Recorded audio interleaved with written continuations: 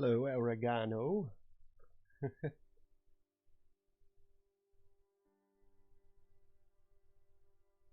Oregano parsley.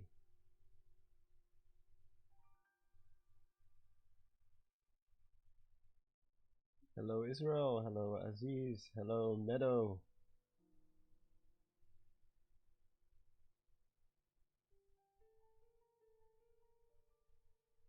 Yeah, it's going well. It's going well. Hey, Perry. Wow, I haven't seen you in a long time.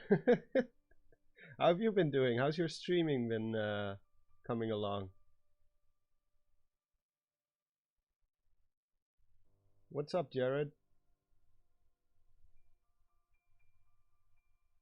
Is this a DLC? No. No. No DLCs allowed.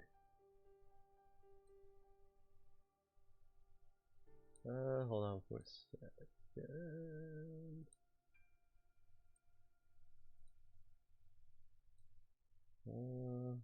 I think I have everything set up.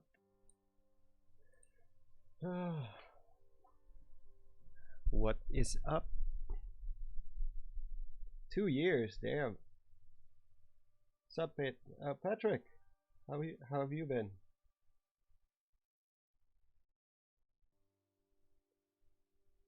Did I take a break last year? I don't remember. So last time we were in Rito Village, but I figured I need to farm some rupees. So I thought I might as well do some cave exploration. Because usually you tend to find... Oh no, maybe that was a mistake with 4 hearts and no armor. Oh god. Bye. Oh, rupees? I'm gonna have to do a lot of running away during this playthrough. Unless I just turn on infinite hearts again. If it really becomes too difficult, I might just do that, because this is for the sake of recording footage, it's not for playing. Like pro playing.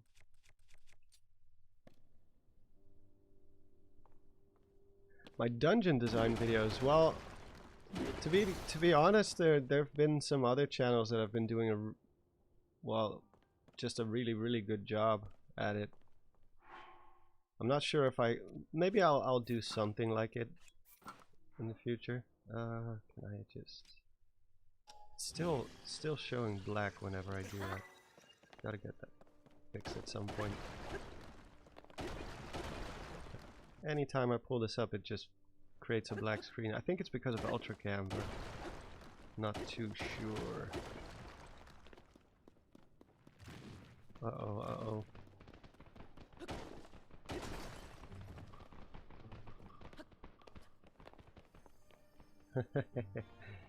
They cannot get me up here. But yeah, I might do one. I don't know if I'm gonna do one for this game, because I don't think there's too much to talk about, like dungeon wise. Plus, Captain Bergeson has been doing very good videos on that. Oh, I can sell these. I only need about like 200 more rupees, so if I can just find some minerals and things like that, I should be golden.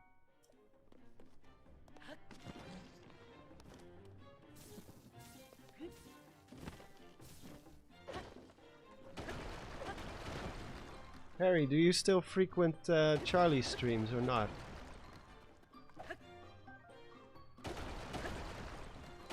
I don't watch Charlie streams, even though he's like one of my best friends.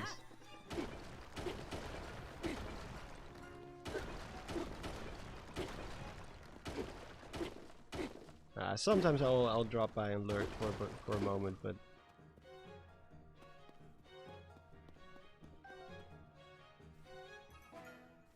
you are the worst friend ever. Well, he streams like on Sunday evenings usually, and Man, I got better things to do.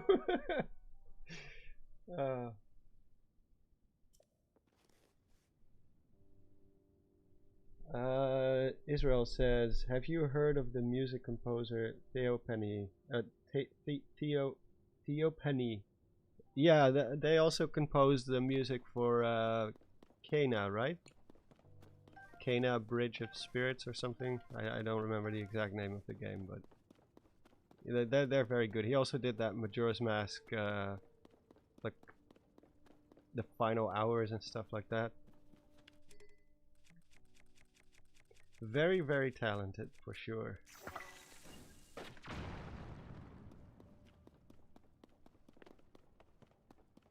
They would definitely make for a great composer. Although they could just use the composers of the game as well, of course. Oh wait, I shouldn't waste materials. Already broke?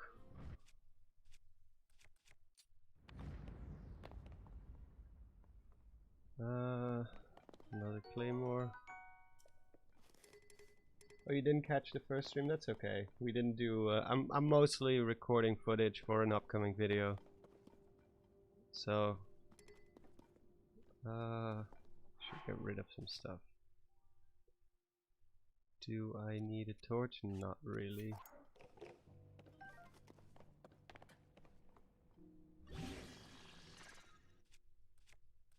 Oh, now the screen doesn't turn black all of a sudden.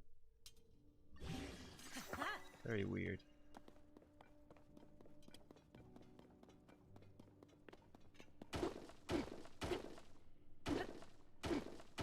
Oh yeah, these rocks are very tough. I'm gonna break all my tools on this. Already almost broken. Man, screw durability.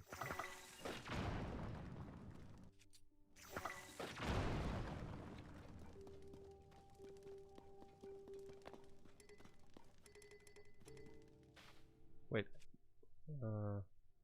Oh, wait.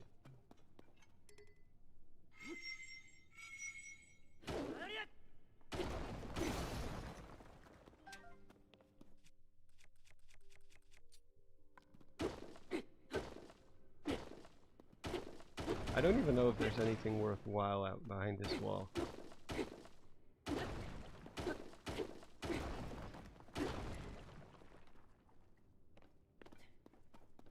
Oh, more luminous stones.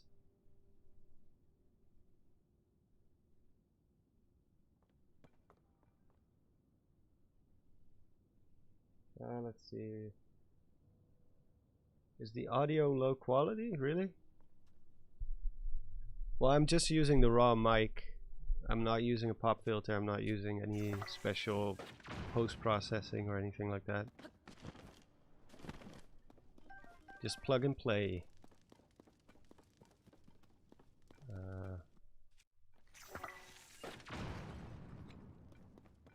What's the video about? It's a critique of the story of Tears of the Kingdom. Like an in-depth critique, not just spouting like nonsense. I do actually want to give proper, you know, like arguments as to why I don't think the story is very good. So that's the conclusion.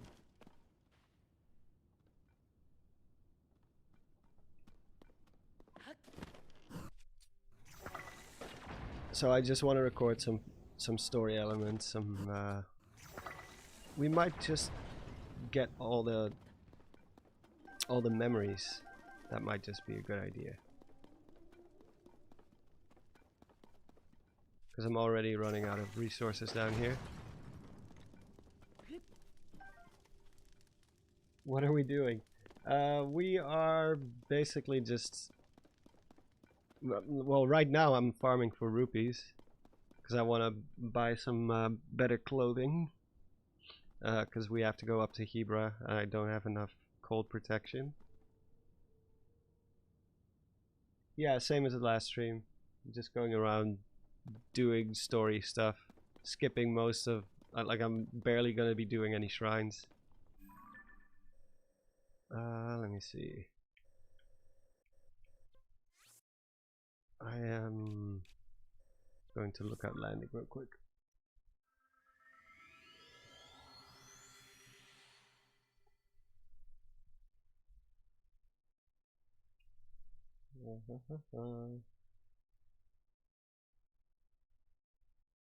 This is his real voice, yeah. This is my real voice.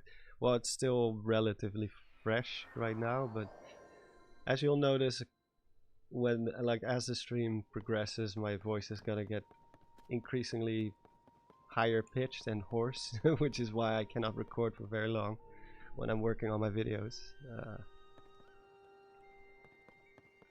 It sucks. It's just the type of voice I have. Very, very low voice stamina.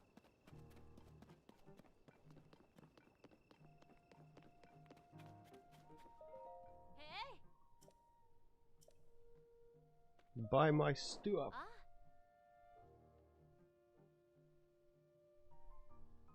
Just to make you feel better, I'll play through Tears of the Kingdom right with you. Well, that does make me feel better.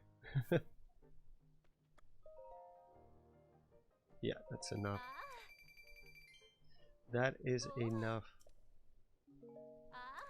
I don't need anything else. Thank you.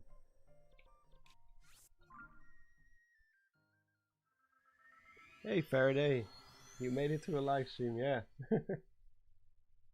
Yeah, my health is fine. I've always had that problem with my voice. It just gets raspy very, very quickly the more I talk.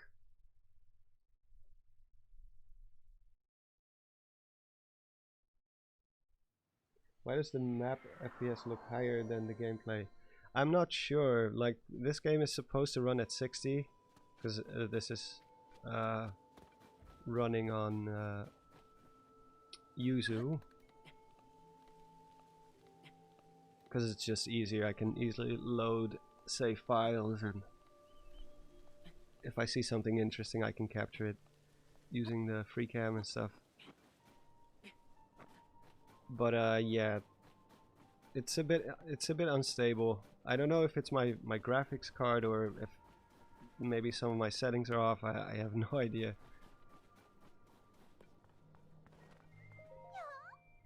Maybe it'll improve as more mods come out to create more stable FPS.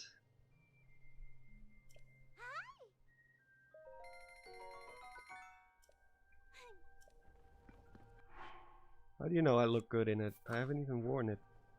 Now I did. Oh, now you're not gonna comment on my looks?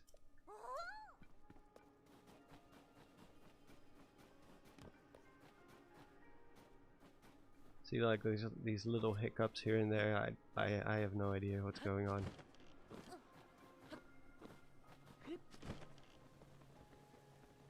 I don't think we're gonna make that. No.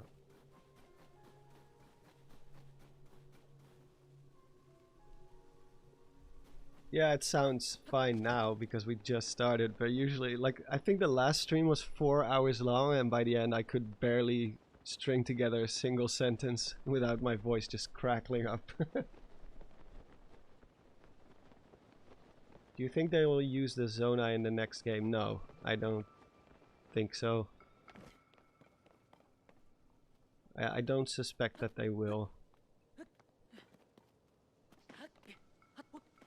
Because they usually don't revisit old ideas, like the Twilight. We've never seen the Twilight again. Like they may put in new references to the Zonai for sure, but to actually feature it, nah, I don't really think they will. Same with the Oka and the Diminish and you know, all these new groups or tribes that get introduced. It's usually a one and done deal.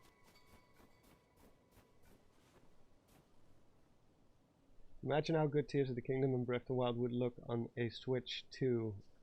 Granted, the leaks.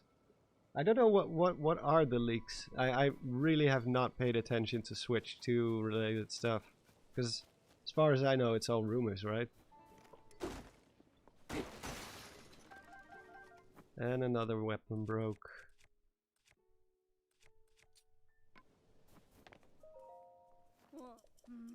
Can I have them? Yeah. I think I'm supposed to find Tulin.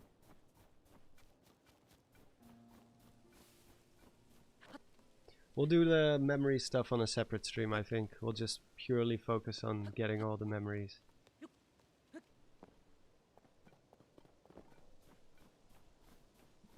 Yeah, the Zonai were barely in Tears of the Kingdom to begin with.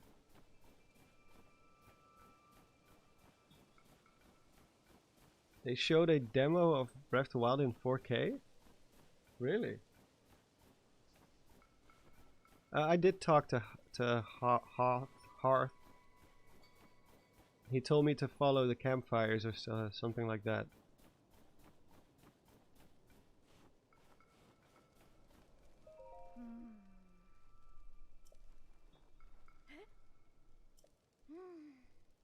Can I just ask where Tulin is?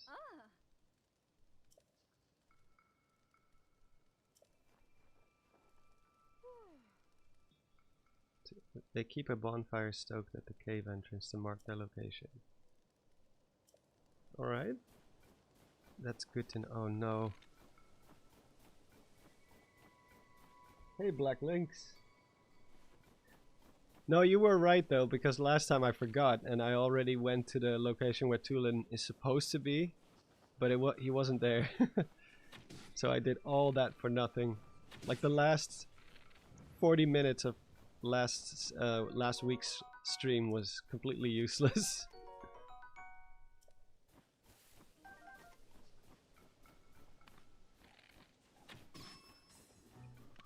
Wait, why did I get a... Uh-oh.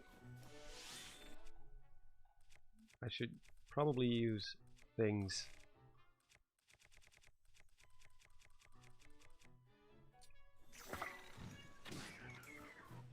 Yeah.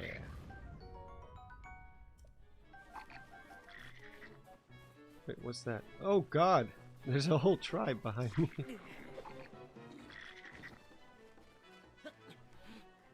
Run, run, run, run, run!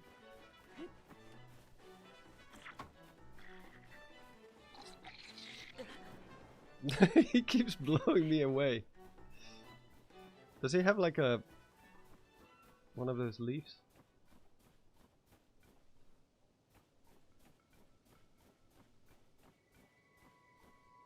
Let me see. It's a bit of an annoying setup like this, because if I want to reach chat, I have to do like a almost 90-degree turn to look at my other monitor. Yeah, to be honest, I'll just wait until Switch is announced, Switch 2, and that'll be the end of it. Kieran Buckley, thank you so much. Which is your favorite Zelda soundtrack? Probably Gerudo Valley. Still, it just slaps so much. I don't think this is the right cave. There's no bonfire here. I remember the first time playing, I thought this was it. Let's see what this guy has to say. I think this is a side quest. Where's Tulin? He's out at another cave gathering food. Okay. There's a bonfire marking the entrance. You'll find it eventually if you go west, down the mountain slope.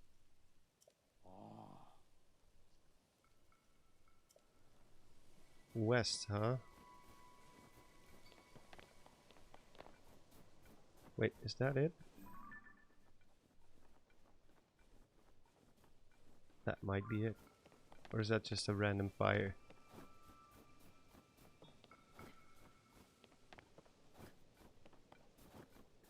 I really do not remember much of this part of the game. I play Elden Ring on a Nintendo console. I double dip. Well, I've got it on PC, so I will just stick to that. Still wondering where that DLC is, because people were so sure it was coming out last year. And I already started questioning it, questioning whether or not they were going to make that because of Armored Core. I was like, really? They're still It's still slated for 2023, even though they're working on Armored Core. They're like, no, they said, they promised it would be this year. Would I ever make another Silent Hill video? I might, yeah. It is one of my worst performing videos ever. But still, I love Silent Hill. I love me some Silent Hill. I'm just a bit worried for the future of the franchise because it's not been great. Let's be honest. They sat on this IP for such a long time without doing anything, and now they're suddenly bombarding us with all kinds of crap. Yeah, FromSoft are cooking for sure. It's gonna be, it has to be one of the greatest DLCs, right? At this point.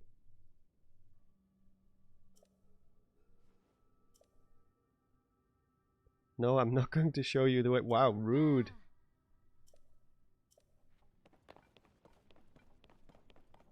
Very rude.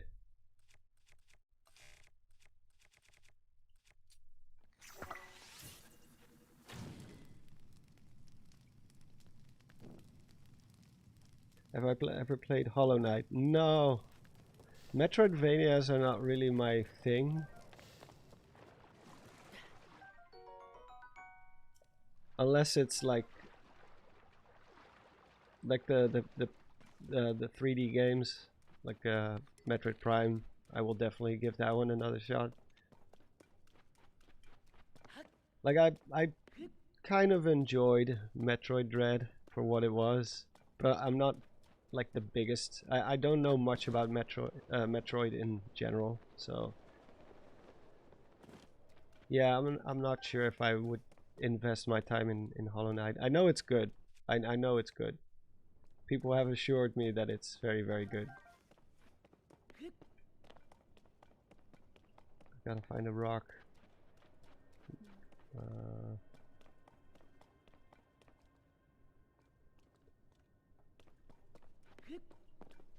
I found a rock.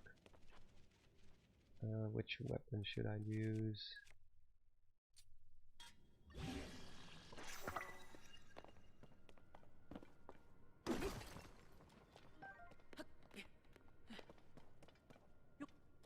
Yeah, Dread was fun, but I don't know, or not Castlevania, Metroidvanias kind of confuse me a lot of the time.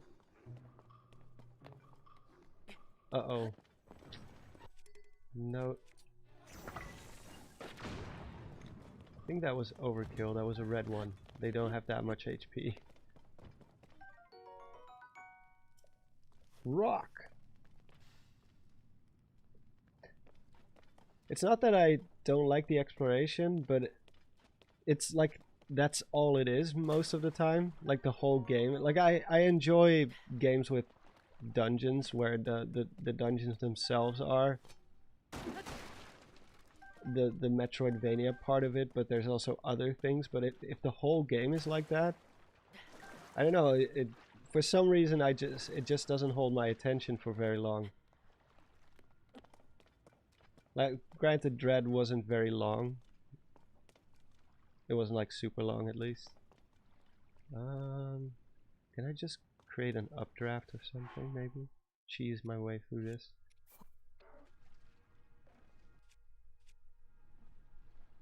Maybe I can.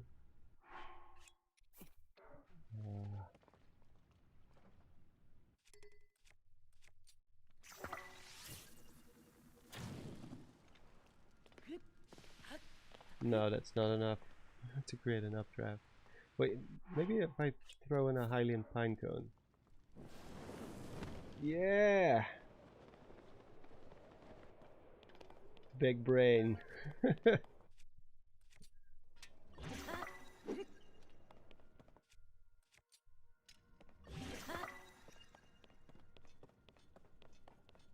I knew the pine cones were good for something, but I never used it that way. Yeah, Tears of the Kingdom will let you cheese through everything. Uh-oh. Do I actually have food prepared? No. I have not done anything.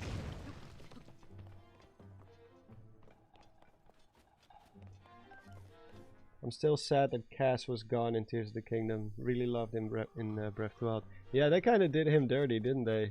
They just... I don't think they ever even acknowledge him. Someone does reference him. I do remember that, but it's like one sentence.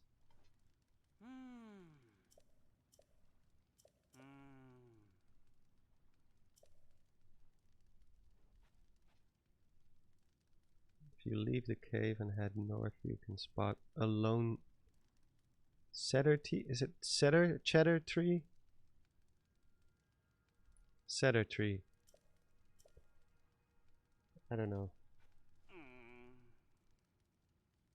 Yeah, Penn does mention him. But they never really... Well, they don't really have to explain where he went. We can kind of... Like, he's a bird, he can go anywhere. Like, he's a traveling bard, isn't he?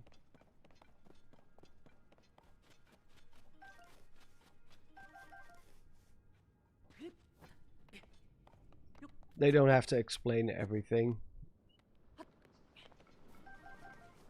It's just that he was one of the cooler characters from the previous game.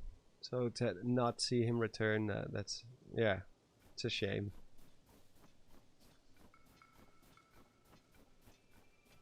He is wherever Link isn't in Hyrule. Yeah, he just shows up whenever I'm not there. He's actively avoiding us.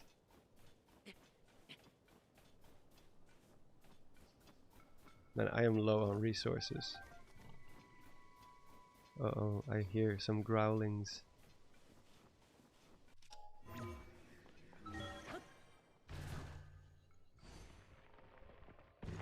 Yeah, Penn is cool too. He's a decent replacement for Cass, I would say.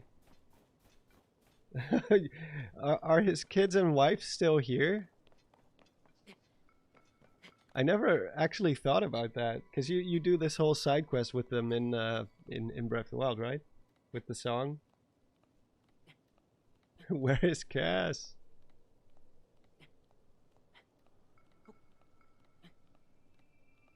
His family is still in Rito Village, and they don't mention him when you talk to them. They're not like, oh hey, how have you been?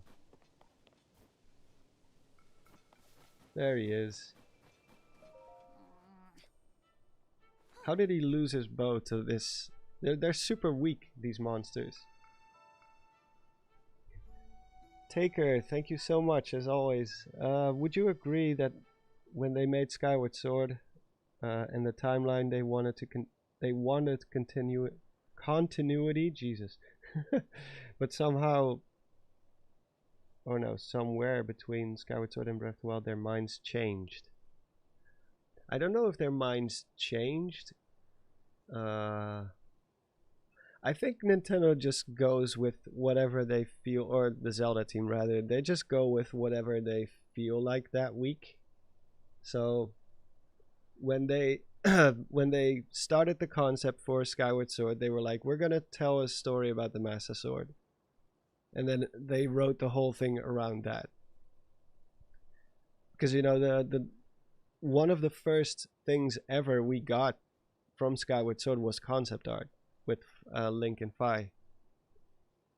So I'm pretty sure that was their starting point. And then with Breath of the Wild, they were just like, we're gonna just start everything all over again. We want to go back to the first Zelda, not focus too much on story, and what little story there is, it's just gonna be more like whatever.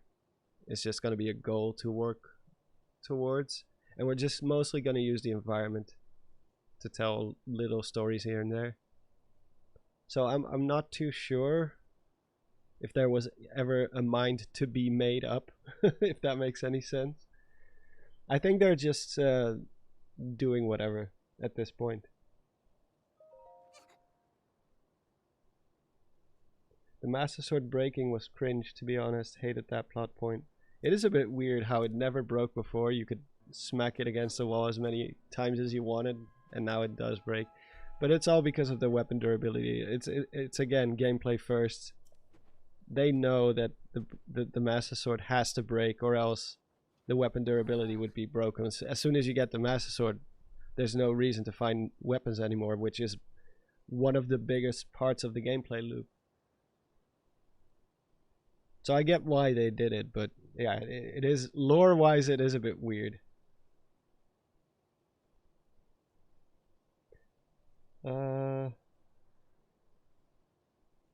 Let me see. Ganondorf was the most wasted potential. Yeah, I would say so. I think they could have done more with him for sure. Like, I said this on the stream last week. Like, Ganondorf has never been the greatest villain in my opinion, at least not in Ocarina of Time. In Ocarina of Time, he also kind of suffered from a few issues where he's just kind of like evil for evil's sake. But they kind of corrected that with the Wind Waker. Like when they wrote like someone did a really good job in the writing staff with Wind Waker, because they actually decided to give Ganondorf more of a human side to him. And of course, Twilight Princess, yeah, I mean, it was just cool to see him there, but like as the puppet master who's like behind everything. But he never, I don't think they ever intended him to have a giant role. He was just there to have one final twist slash boss fight. And he did complement Xant's character very well, because Xant starts out as a really badass villain, and then at the end you kind of realize he's kind of pathetic, which the first time I hated that. But in hindsight, I actually, like, after giving it more thought, it actually is a pretty genius way of doing it, because the only thing that made Xant powerful was his borrowed power from Ganondorf. Wee woo! The most played sound effect in the entire game, Tulin's tornado. I think that's what it's called, right? I think they call it that in Age of Calamity DLC. I think Ganon would work as a psychotic murderer, like in the backstory of A Link to the Past. You mean, where he like just straight up kills all his own henchmen? Like, they paint a really, really dark picture of him in that backstory, where it's like blood-stained hands. He grabs the Triforce. Xant got shafted. Well, I think that was kind of the point, right? I think it's an interesting dynamic, to be honest, because, you know, that classic saying, like, everyone has to answer to someone. They're like, or like, there's always a bigger fish. Well, in Xant's case, his entire shtick was that his power was just borrowed. Oh, wait, did my bow break? Oh yeah, it did again. But you know, I understand. Like I said, the first time I hated it too. I was like, man, he was so cool with the mask and all, like everything, and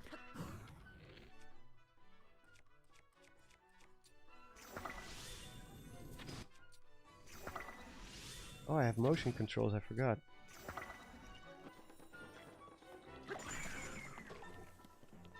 Oh! That guy will definitely kill me in one hit if he gets the chance.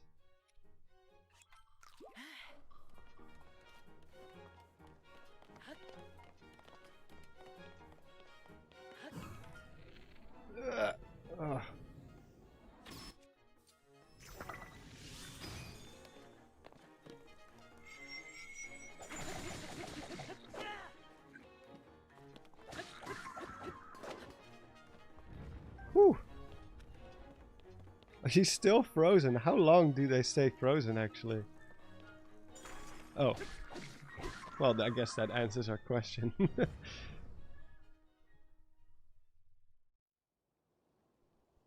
The neck crack at the end of Twilight Princess. Oh, yeah. That was iconic.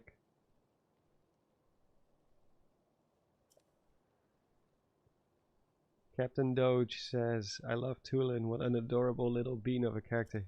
He's less arrogant than I thought he would be. Like, when they first introduced him, he's kind of like stubborn, and I thought he was gonna be like Rivali 2.0, but even worse because he's a kid, and nothing's worse than a stuck-up, like arrogant little kid. But he actually turns out to be quite humble.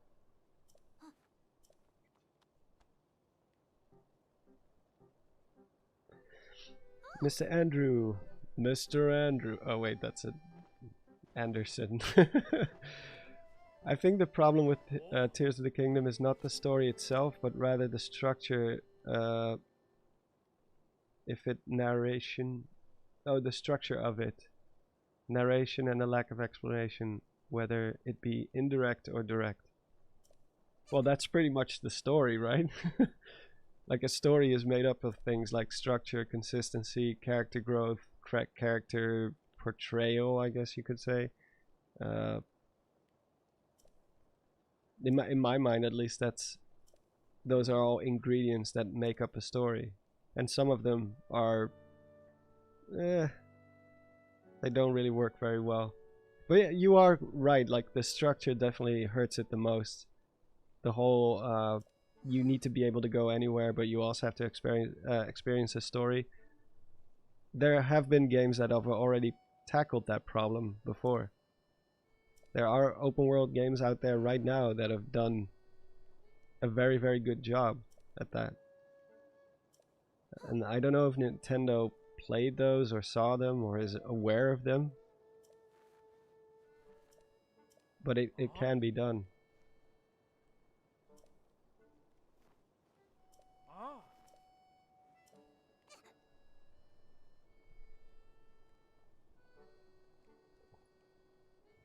Like if they want to go with the open world stuff, because I've seen some people make the argument and say that Zelda has always been, it's always meant to be open world, and I don't really agree with that.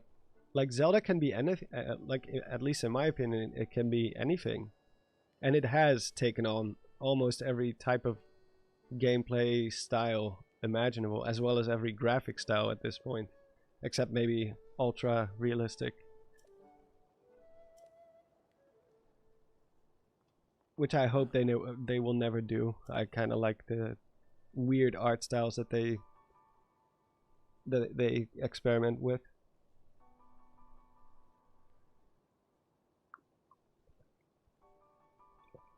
Well, yeah, Zelda is about exploration for sure, but you can explore in a non-open world game too. Like a Metroidvania, for example, I wouldn't consider that open world necessarily.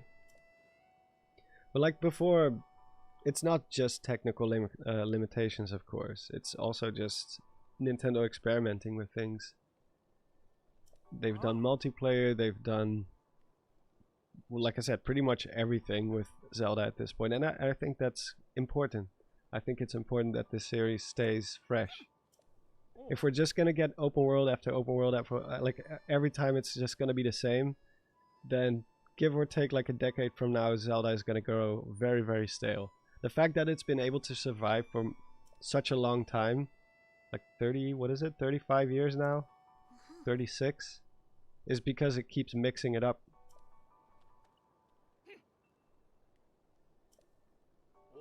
So yeah, like the first Zelda was meant to be open world and just go wherever, do whatever.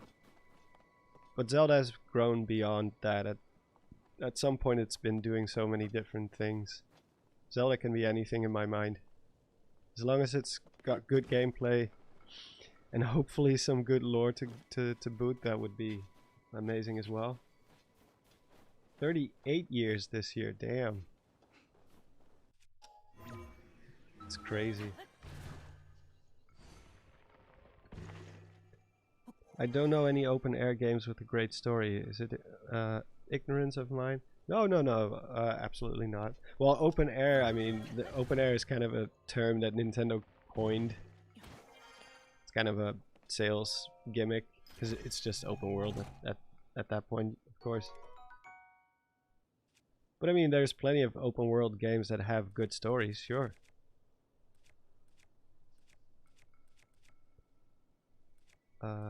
Should I drop something?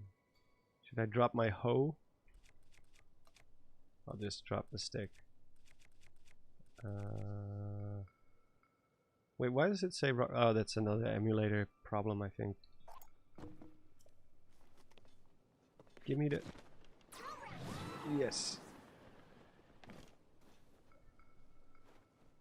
Maybe the next Zelda game comes out for the 40th anniversary. Copium. Oh, well, maybe. If they can make Majora's Mask in barely a year, a little over a year, then they could definitely do it again.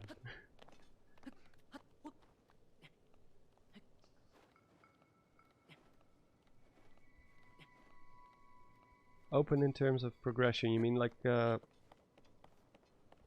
well, like the ideal option is that you don't limit people from going anywhere in the world.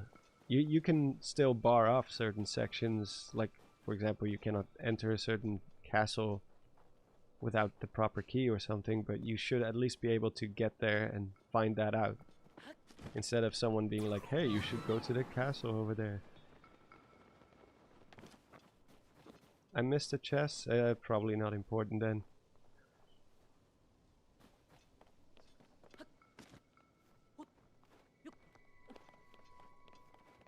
I just want to get through this so I can get to the story elements and hit record whenever.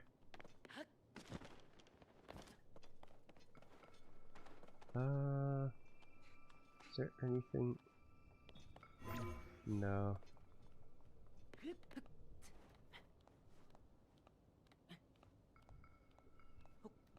Well, the ocean in the Wind Waker was just a floating loading screen in disguise. Yeah, kinda. Well, for that one they have said it was due to technical limitations that they wanted to do more with it. But you know, the Wind Waker makes up for it with the whole, like, the island aesthetic, and I always liked it. I like the idea, because the sea is really like that, you know? The sea is mostly just a big stretch of nothing in every direction. That's what's so scary about the ocean in general.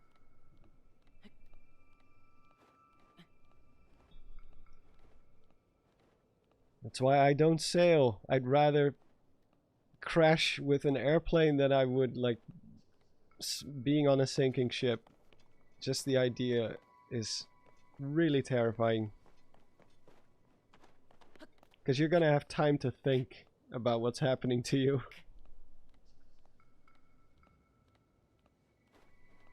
And because it's something that comes kind of close to me, I actually had a group of friends who disappeared on the ocean, never to be seen again. Well, I wouldn't call them friends, not more like very good acquaintances.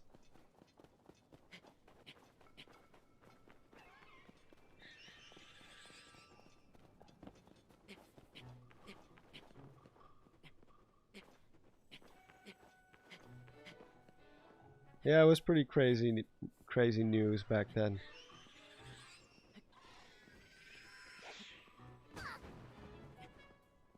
Someone should make a documentary about that, because it's such an insignificant part of history, but it's actually quite interesting. Because usually the Netherlands doesn't make it to top news anywhere, like worldwide top news. What is tooling? What is the tooling doing? Let me see. Another problem that bothered me a bit with my first playthrough of Tears of the Kingdom is that the environmental storytelling feels meaningless. There's a few good ones, but overall the overworld feels thoughtless. Well, that's because it's the same map, and the things that are there, you already know where they are, first of all, so you're all, at least if you played Breath of the Wild, of course, you're gonna know where you have to go already.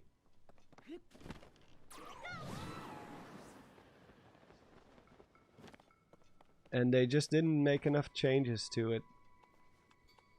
Like Akala Citadel, there's nothing really to find that's new about it. cannot even enter it. Not really. There's like one room where you can find a chest, I think. Like Breath of the Wild just had the advantage of the whole map being new. Everything was new, so you never knew what was going to be behind the next mountain or ridge or whatever. But there was so much to find if you did some investigating. There we go. JJ Creeper. Aster in Age of Calamity was more interesting than Ganondorf in Tears of the Kingdom. Well, yeah, at least he did stuff. He was active in the story a lot more. Like it worked for Calamity Ganon because he's just a mindless force, and he was basically sealed at that point. But here, yeah, I know he does have to regain his strength. But he can create phantoms, he can do all kinds of stuff, but he doesn't really show up all that often. He doesn't impact the story all that much. Plus, Aster just had a really good voice actor, you know? And I know Ganondorf does too, but they rarely use it. He doesn't have enough lines. If you're gonna use Matt Mercer, come on, man. let the guy speak a little bit more.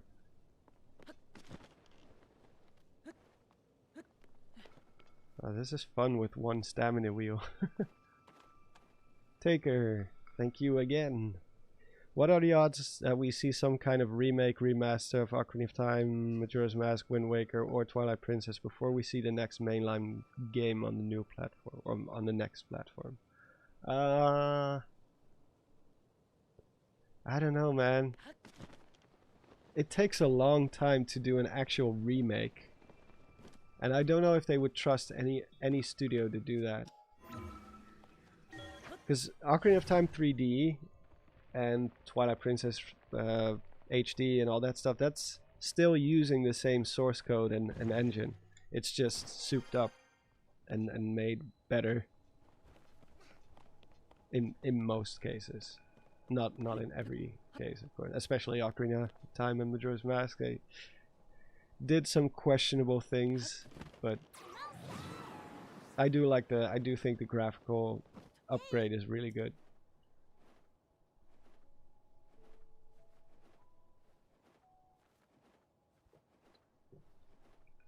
I didn't really like Age of Calamity's story in the beginning because it was supposed to be I thought they were genuinely gonna tell the story of 100 years ago, but it was just time travel again. So it's an alternate timeline. But that's also because it's a Musou game.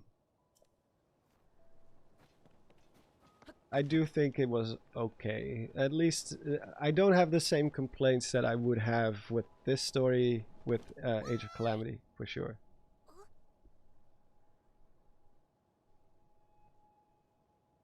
Yeah, Grezzo did add a lot of details to the 3DS remakes. So yeah, Taker, to get back to your question, I don't really know if they will pour in the effort. Like a remaster or a port, yeah, sure, but an actual remake? Especially after they've already done Ocarina of Time 3D and Majora's Mask 3D. Not too sure. I know there's rumors about it, but I also don't really see the point, to be honest. Just make a new 2D Zelda game in that case. If you want to do something more low effort, that takes a little bit less time, just make a brand new 2D game instead to hold us over until the next 3D game. I don't really see why people want stuff to be remade so often. If it's still playable, if the original is still playable, if it's available, I think it's a bit weird. But you know, I've never been a big fan of remakes in general. Like, I'm sure there's a lot of people who are happy with stuff like the Resident Evil 4 remake, but the original 4 is still really good. just port it to PC. Just give it a little bit of a graphical overhaul. Upscale some of the textures. You can use AI for that stuff nowadays.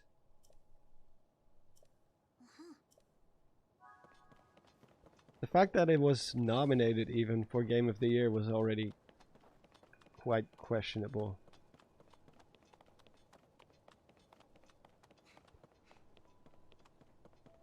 I personally think Ocarina of Time even is still it's still playable. It's still fine.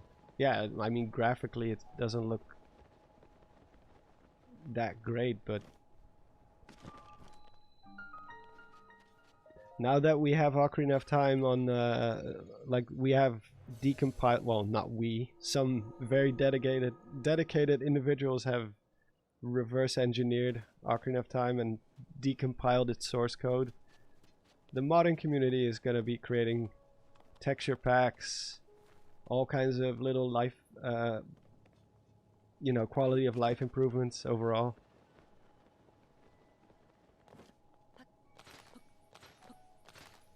It's gonna look great, and it's gonna play better. You can put the iron boots as an actual face button item. Hey Matthew, cheers. I will cheers you with my my bottle of water. Well, in this case, Nintendo doesn't really have anything to say about it. Not anymore, at least. Ocarina of Time is so old now. It's sold a bajillion games.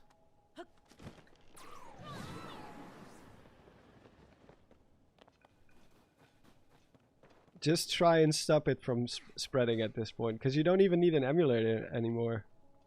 Not really. Well, you do need an emulator, but it's not running on native code anymore. It's just, I think it's running on C#. I'm not too sure. Check. Don, I'm planning to visit the Netherlands. Is the Netherlands expensive? An expensive place to visit? No, not really. It's not that bad. I mean, everywhere is expensive now because of inflation and all that stuff, but yeah, it's doable. It's definitely not as bad as Norway or Switzerland. Like Germany, Netherlands, Belgium, France, they're all very affordable.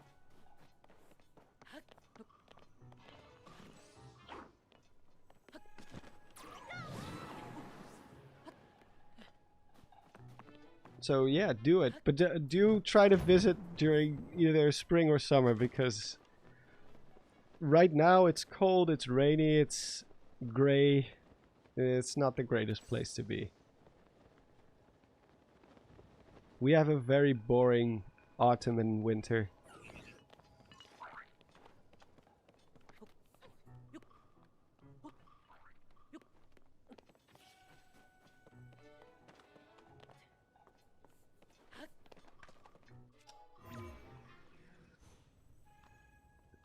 Yeah, this part of the game is great. It's probably the best lead up to any of the 4 dungeons. Although I think it's better than the Gerudo one. Although the Gerudo one is a very close second. Do I go up here first? Oh wait, I can just...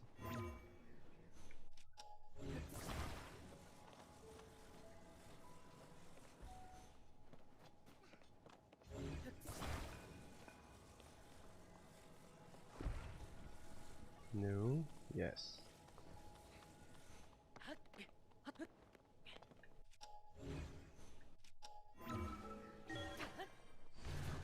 This is definitely one ability that I'm going to miss if it doesn't return. The ascend is really handy. Let's see. I think I have to go to that one first. But I cannot climb that one, so I guess I need to break those. Wait, what was the point of coming up here then? Because I can just get there anyway. go around it? Do you prefer a battle with Lynels or Gleeoks? Oh, definitely Gleeoks. I fought so many Lynels in Breath of the Wild, I was already sick of them at that point. Go on the platforms on the other side, like that, those? Or the other side?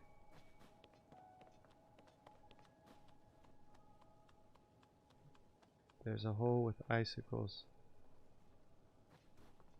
You mean that one, right there? Or you mean those? I'm assuming you mean those.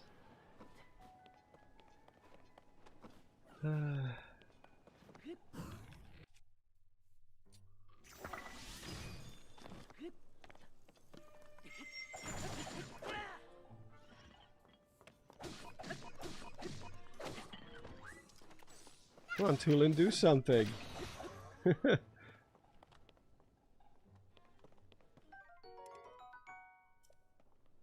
Oh, there's a call at the door downstairs. I think my fiance's got it.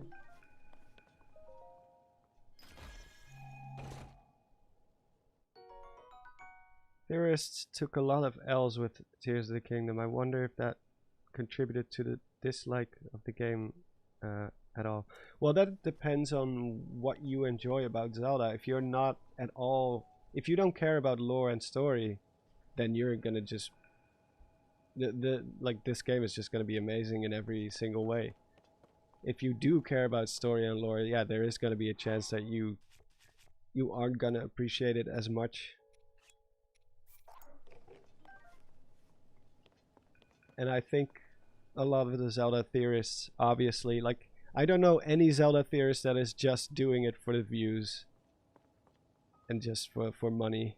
Like, all the theorists do it because they genuinely love the lore of this series. Wait, what do I do here? I forgot.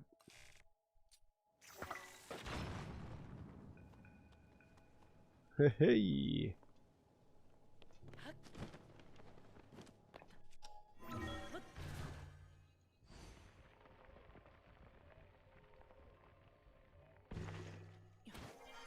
But I definitely I know from talking to other people, like, for some people this game really kind of ruined their creativity for a while, and they're just also like, obviously the biggest example is Bandit Games.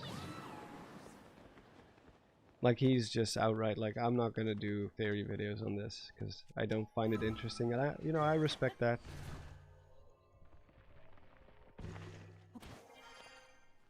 For me, it's like, yeah, well, there goes my voice.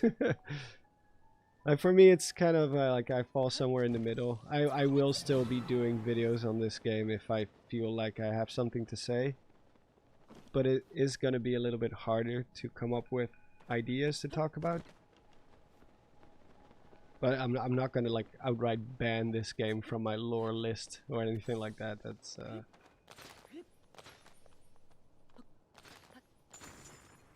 That's going a bit too far. Because there are some things in this game that are interesting, at least in my opinion.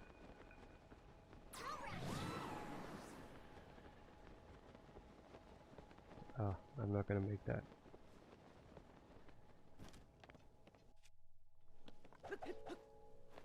Can I break this? Yes.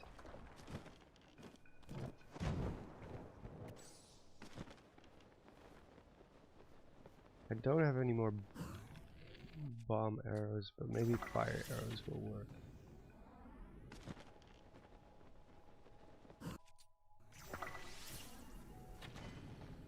I don't think you need to. I think you can just use vanilla vanilla arrows. What's not interesting about it?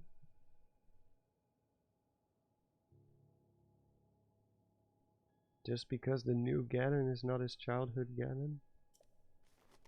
I'm not sure what we're talking about here.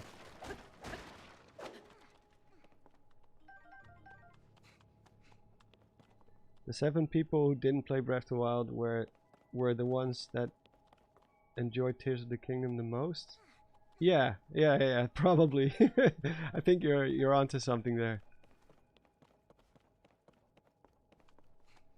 Although I do think Breath of the Wild still has its place. I think if you just play these 2 games back to back, it's gonna be fine for most people.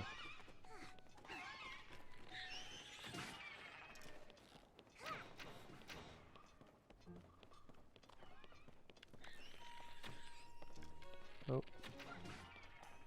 They just die in one hit. They're so underwhelming, this enemy. Remember Seal Ganon? Yeah.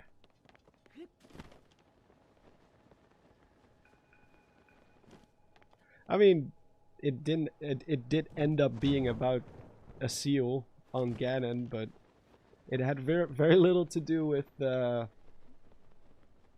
theory. The text did not say Seal Ganon at all. But it was a fun little idea.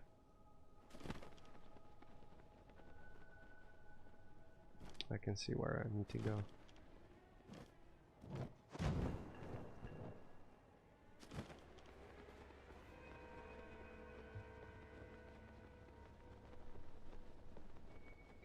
Sheik attack being removed is plausible.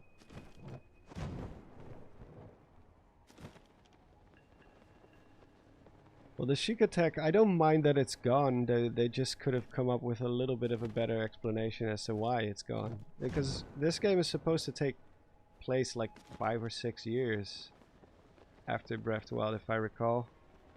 Might be a little more or less, I'm not sure. But they could have just been like, hey, you know, we just decided to remove all of it, just clean the whole thing up. It's too dangerous. We've been burned once. If Ganon ever comes back, he's gonna just take over the machines again, and we're gonna be screwed.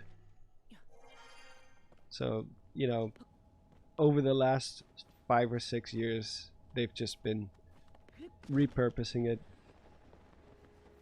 disarming it, making it no longer viable as a weapon, or you can still find like a big trash heap of old Guardians.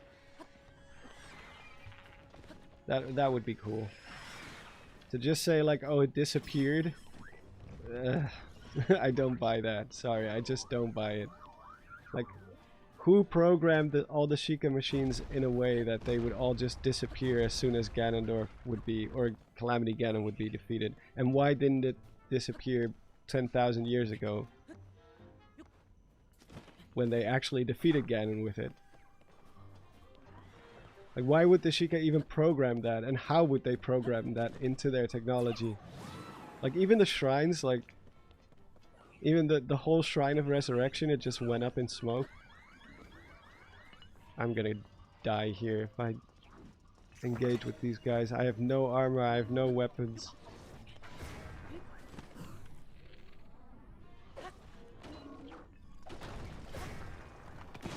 Ow! I have no food.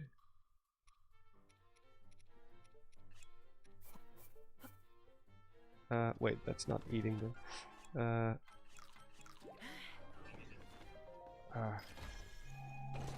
Have people figured out the Zonai texts? I know Zelda Lore has been trying it for a while now. Well, Zelda Lore hasn't really been trying. Well, maybe he's interested in the topic, but there's a whole Reddit where you have actual people mapping it, mapping the whole thing out. Like, I'm sure he's also contributing in a way, but he's not at the forefront of it, as far as I'm aware. But the conclusion that people have drawn, at least at this point, is it's gibberish. It doesn't mean anything. People have tried for sure. There's a Reddit for it. It's called TOTK Lang. So Tears of the Kingdom language, I guess.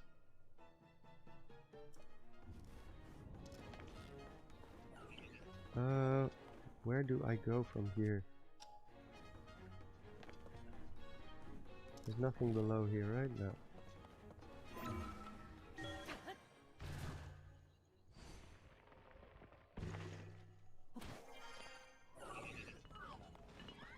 Like, I'm sure you can you can come up with all kinds of excuses as to why the Sheikah technology would disappear suddenly.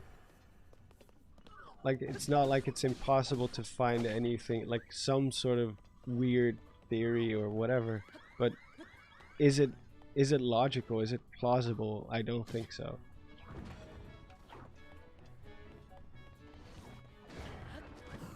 Like, as much as I enjoy Zelda theories that are a little bit out there, there is a there is a limit to what I consider to be like, is it still gonna be a good story after that, or is it gonna make sense after that?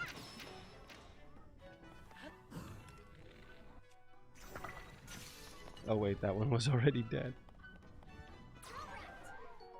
No, no, no, don't you dare blow away my Zonai charges.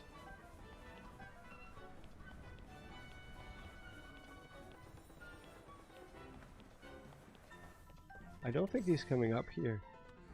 He doesn't see me anymore. He's gonna go back down. Yeah.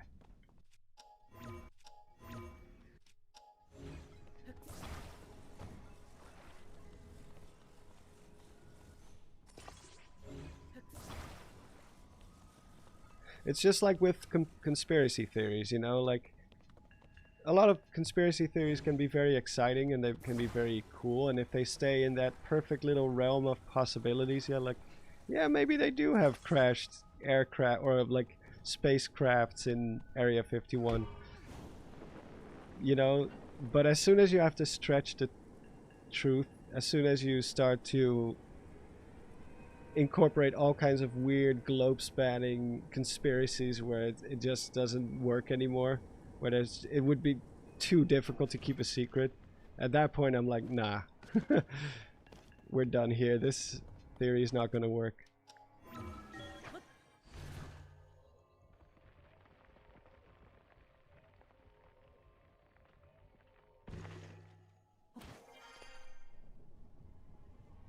Like, I'm finding it hard to put into words. That's why I don't do debates with people, because all the best arguments always come to me afterwards, like long after the whole debate is over.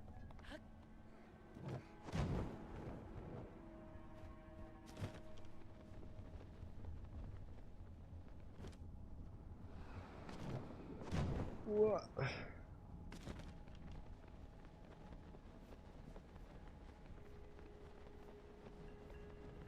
But that's why I make scripted videos, because then I get time to put things into smarter words than I am able to convey when I'm just improvising. Because I'm not a very good public speaker at all. Oh, there's a chest.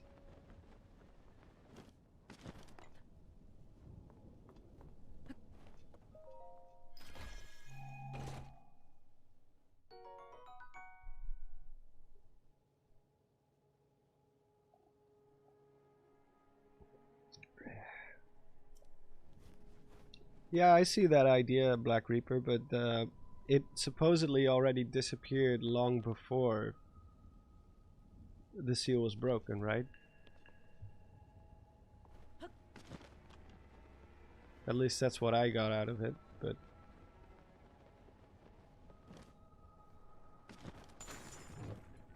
Oh, thank you, Nosferatu. That's good to hear.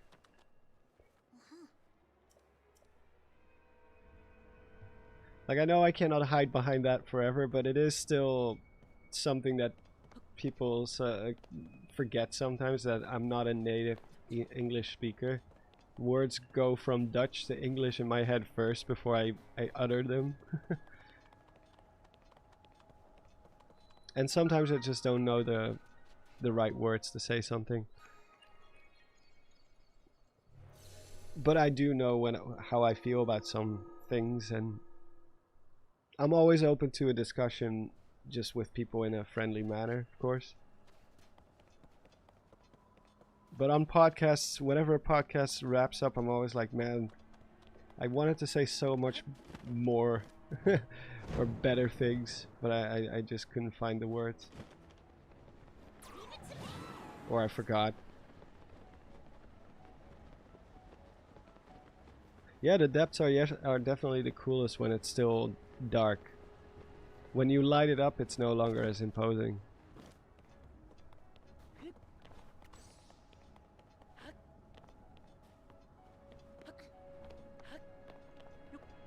For me, it's more the depths should have been smaller, more packed with content instead of just stretching across the whole map. Because there's no way they're going to be able to fill all that stuff with unique stuff. That's why you get a lot of repeat content. Like you get your typical bokoblin camps everywhere, and almost every building you find in the depths has a duplicate or a multiple of them, like the Colosseums and the mines, and you know, that's because it's so huge. I think if they just kept it a little bit smaller, if for example every province had their own little depths portion, I think that would have already made a huge, because when you repeat something, the original loses its charm. That's just how it works. You know, if you find another one of those, it's not going to be as interesting anymore. Like if you only had one Colosseum, that would already be more interesting. As soon as you introduce 5 more Colosseums, it's just going to be like, oh, okay, it's this again.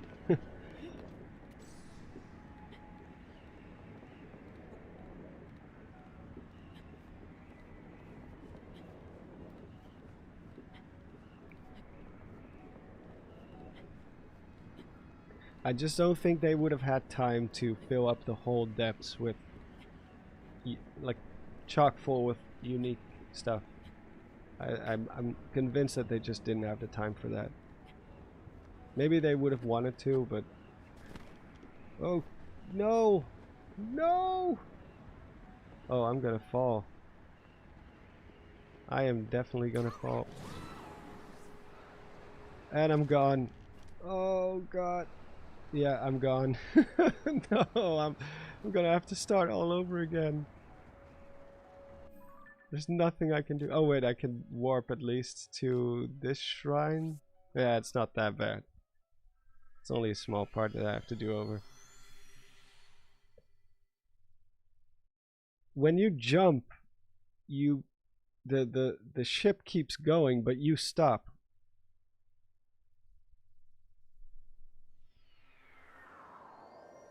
Which is a bit weird. Aren't you? Isn't the momentum supposed to carry over to you as well? Isn't that how that? Is that not physics? Have you tried Tunic? Yeah, I have it on my Switch. I haven't finished it yet, but I actually don't know how far I am, but I feel like I played it for a while. It's very difficult. I think I said that in the last stream, right? I think I'm almost... But yeah, it's a very difficult game. It's a Souls... It's more a Souls-like than it is a Zelda game. Aesthetically, it looks like a Zelda game, but it plays like a Souls. Soulsborne, Souls-like.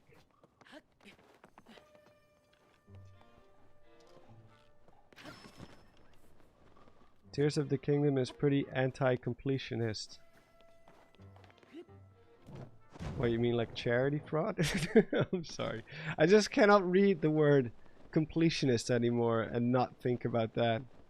He has tarnished the word completionist for me. But yeah, I know what you mean. I know what you mean. But I think that's kind of the point, right? Wasn't that already the point with Breath of the Wild back then, where it's like you're not supposed to find all the Korok seeds, and if you still go through with it anyway because you're crazy, then you're not going to get anything for it. You're not going to get any acknowledgement from Nintendo. In fact, they will spit in your face with a golden turd. We need a new term for completionists, yeah.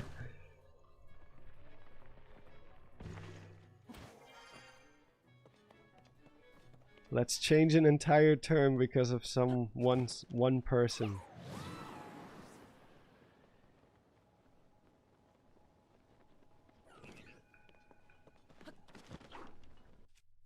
Oh, I don't have any more arrows. Oh, I don't have to shoot the icicles. I didn't know that.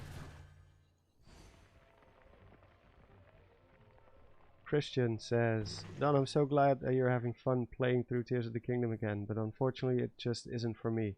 Well, I'm playing through it because I'm trying to capture footage for all the story elements for a video that I'm making, but under normal circumstances I probably wouldn't play this game at least for another few years before I gave it another try. I have so much other stuff that I want to play. I'm currently playing Escape from Tarkov with my cousins. My friends, I should say. Not just my cousins. With a group of people. I think Charlie is also gonna be joining next time. Very, very difficult game.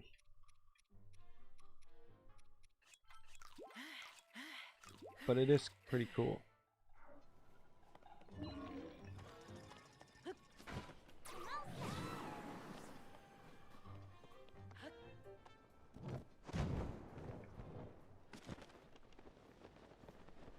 Would you collect donations for 10 years?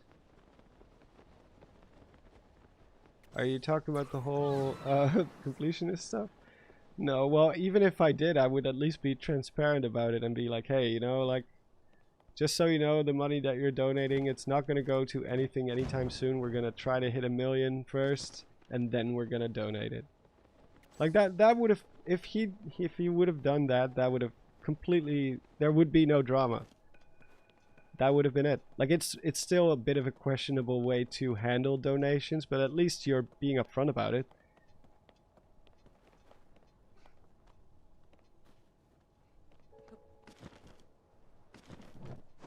But no, I would not collect your donations for 10 years without telling you.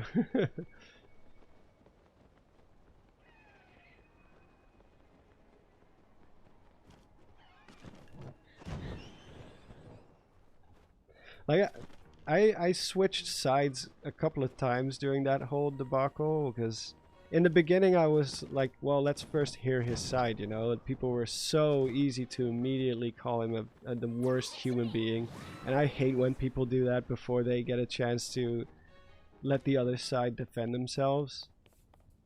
It's just something it's just common courtesy to just give someone the opportunity to explain themselves, you know, like what happened, why. Maybe they have some very good arguments or good reasons why they did what they did.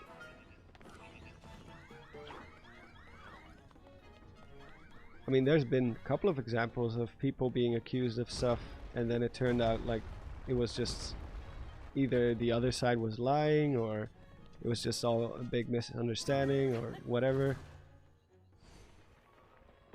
But yeah, after he came out with his confession, or with his apology, I should say, that's the point where I was like, okay, yeah, I am no longer a fan of this guy. Because I did watch his videos from time to time, and I used to watch Scary Game Squad a lot. I still do, because they moved on without him, without Gerard. Yeah, the Bayonetta stuff, for example, is a very good. That's a very good example, in fact.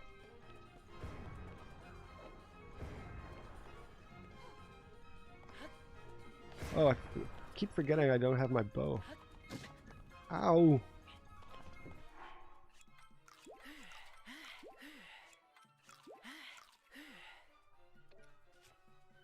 I would say the Pro Jared situation was also similar. where he was just being accused of some really horrendous stuff, and it ended up being kind of overblown, to put it lightly.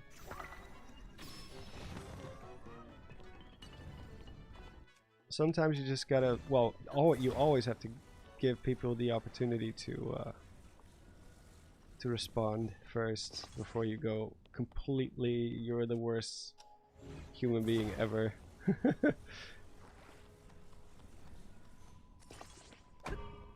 It's always important to do. I would want that opportunity at least, because anyone can say anyone about everything about me too. They could make up anything, and before I get a chance to respond, half the internet will already think I'm a scumbag. So it's how it works.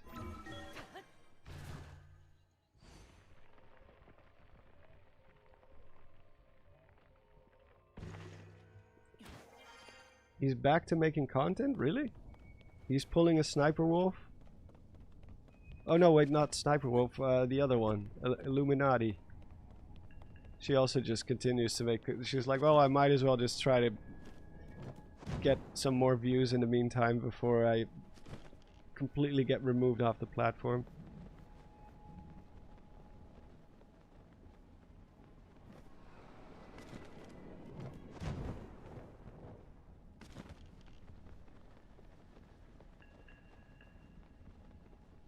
Did he get personal gains with the money? I honestly, at this point, I don't know. I really don't know if he did. Like, they did donate a very large sum, so for sure it wasn't sitting, like, he didn't buy a Ferrari with it or something like that. Neither did any of his family, but there is still some money that's unaccounted for, allegedly. Something about a golf tournament or something, I don't know.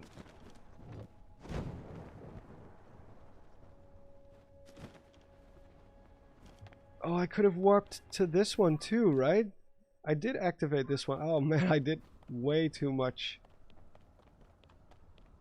I played it. This whole stream is just gonna be me trying to get to the first dungeon.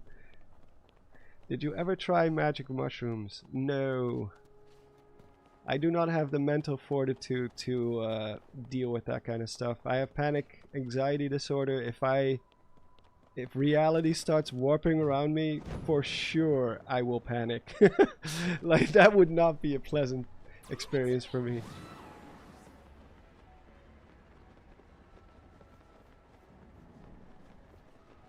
That would just be horrible. I know myself well enough. Like, anything hallucinogens related would not work very well on me.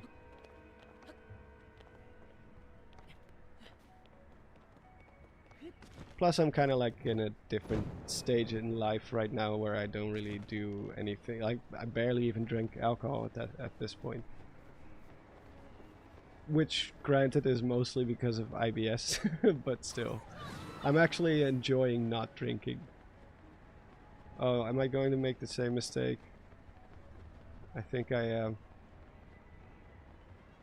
Oh no, wait. I think that's my saving grace. Oh! Whew!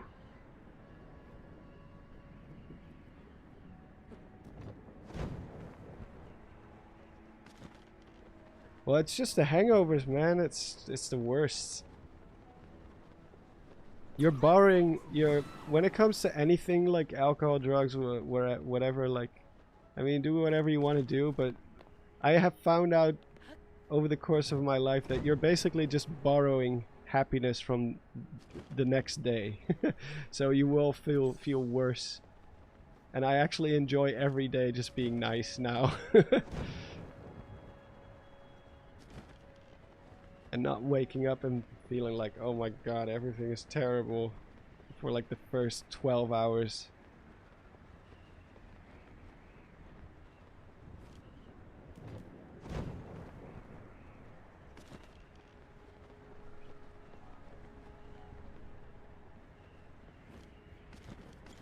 I mean, people can ask me anything when like, I will give you an honest answer when it comes to normal questions. I think that's a pretty normal question. I mean, you watch streams to get to know someone a little bit more too, as well, not just to see them play a game, right?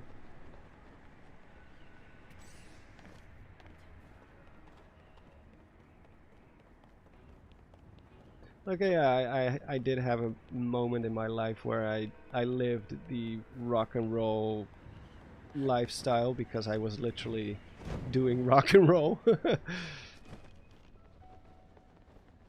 Like with my band and just playing in a lot of pubs, so obviously there's going to be a lot of beer and stuff, but you know, oh, this is one of the best moments where you dive into the eye of the storm. This is so cool. Like, this is definitely a highlight. I can see why they put this as the quote-unquote first dungeon, or at least the dungeon they nudge you towards the most. Quit alcohol, just use puff shrooms from now on. Yeah. Beardalaxy. That's a cool name, Beardalaxy. I play mainly guitar, electric guitar, and bass. But I play bass like a guitarist, so it's kind of cheating.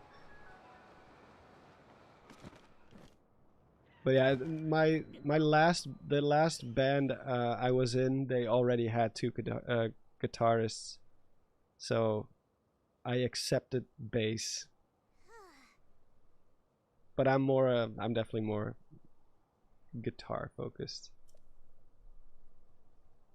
Yeah, the swelling of the music in this part is great. Just seeing the silhouette of the storm arc as you dive into the eye of the storm is really cool. They really did a good job on that.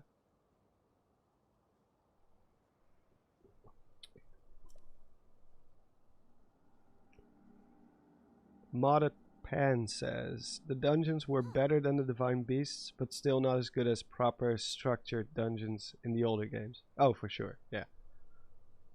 I think the Divine Beasts were cool, but not like, again, like I said with the previous example, if you do it 4 times, if you're doing something multiple times, it loses its charm.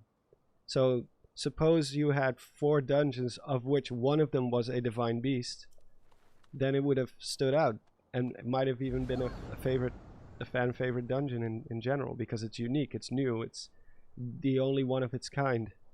But doing the same thing 4 times, yeah, then, because with Breath of the Wild, my first divine beast was Vana Boris, and just seeing that tail section rise up and the neck of the divine beast rise up, and just the sheer size of it, I'd never seen something like that in a video game before. Maybe like people who played what's it called again, like things like God of War, but also Shadow of the Colossus, they're maybe a little bit more used to that kind of thing, like where just you're on this huge moving thing. But for me, that was new, and the fact that it was mechanical, and you had the rings that you had to turn, it was just overall was a very, very good dungeon, albeit a little short for a typical Zelda dungeon. And that's kind of the problem with these dungeons, is that they are aesthetically more pleasing or more unique, but it's just the divine, like mechanically it's just a divine beast again. Just activate the 5 or 4 thingies and you're good to go, and they show up on your map again. You're just following dots on a map.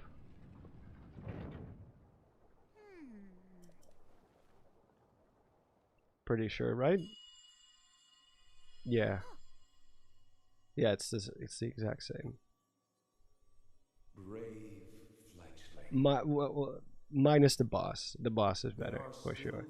The boss battles are Securing the hatch on the deck. miles better than they were in Breath of the Wild. Use your power to release all 5 locks, and the hatch should open. So I'm recording this Heed in the my meantime. words. They're just too short, they're too simplistic.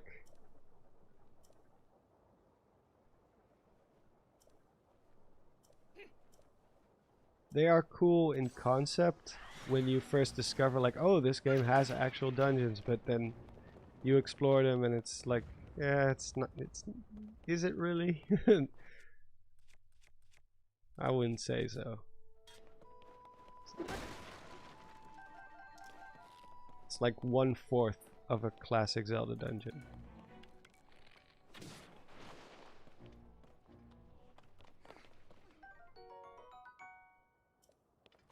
I think the lightning one was the best, probably. That's the one that I found the best. Yeah, because I'm pretty sure, yeah, it's just like follow the dot. It shows you where it is. Just go there. For a game that's all about not having objective markers, or not following objective markers. I think before someone said if I played the Xenoblade games, I don't know who that was, but yeah, I've played all of them. Well, not all of them, obviously. The Xenoblade games, not the Xeno series in general. I didn't like X very much, but the 1, 2, 3 are all great. What was it again? Oh yeah.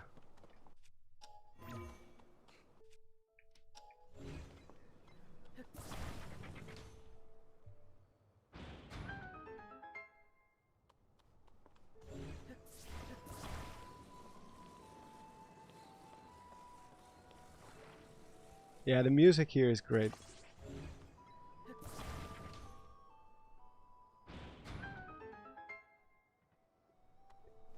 Xenoblade 3 is the best one.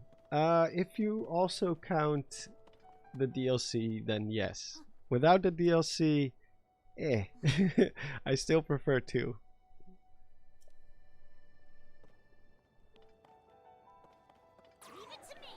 Just because of the ending. And just the whole final segment of 2 was so, like on the beanstalk, was so good. In the land of Mortha, and oh, and the music there was so amazing as well. Yeah, Xenoblade 1 is my brother's favorite, I think, as well, if I recall. Like he's the one who got me into Xenoblade. And I'm dead. I really need to upgrade my armor and get some more hearts. I don't think I'm gonna do the whole game without infinite infinite hearts, because I'm just gonna be recording. My video will never come out at that point. Like last stream, I accidentally had infinite hearts turned on, but now I see that it might actually be better if I continue that. It is my first death, though. It's impressive. 3 is far more tame compared to 2. Yeah, I would say so. But with the DLC did complement it very, very well.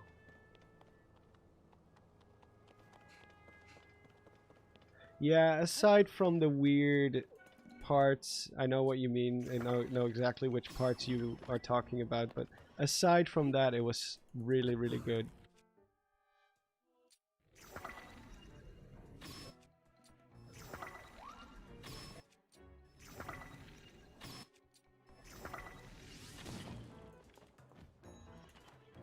Oh my god, just die. Okay. Thank you.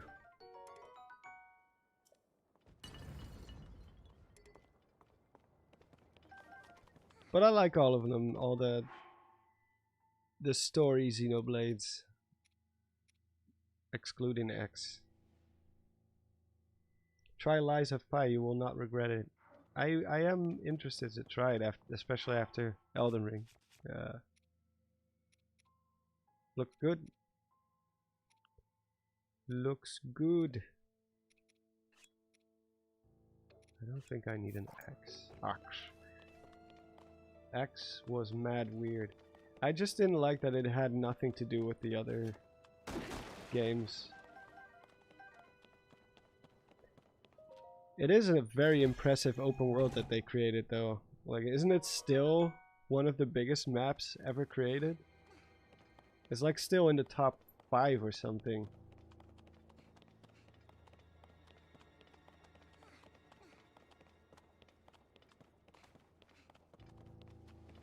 Yeah, it's not. Lies of Pi is more like Bloodborne. Yeah, I agree. It's not like Elden Ring, but just Elden Ring got me into the whole Souls series. I did play Dark Souls 3 for a very short amount of time before starting Elden Ring, just to get an idea of what the controls are going to be like and the combat was going to be like. But I never finished Dark Souls 3 because I suck. I couldn't get past the Abyss Watchers. I still haven't been able to get past them.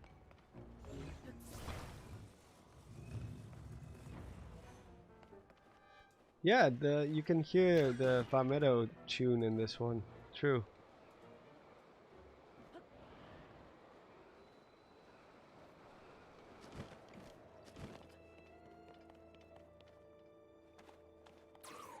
Get over here. Any Souls game recommendations? I only played Demon Souls and Elden Ring. Oh, you played Demon Souls. Well then, Dark Souls 1, 2, 3? Or 1 and 3.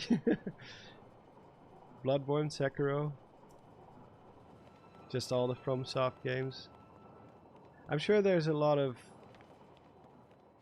other non-FromSoft games that are, but I mean, FromSoft is the best. It's just the best. JJ Creeper says Elden Ring is one of the best, or one of the greatest games ever made. I wholeheartedly agree. We should play Elden Ring on stream sometime. I love embarrassing myself in front of you guys. Wow, how did I not get hit by those lasers?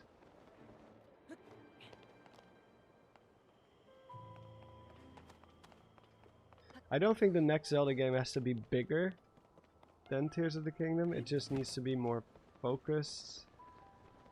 Because size is not always more important when it comes to the world. Some of the best open world games don't necessarily have the biggest map.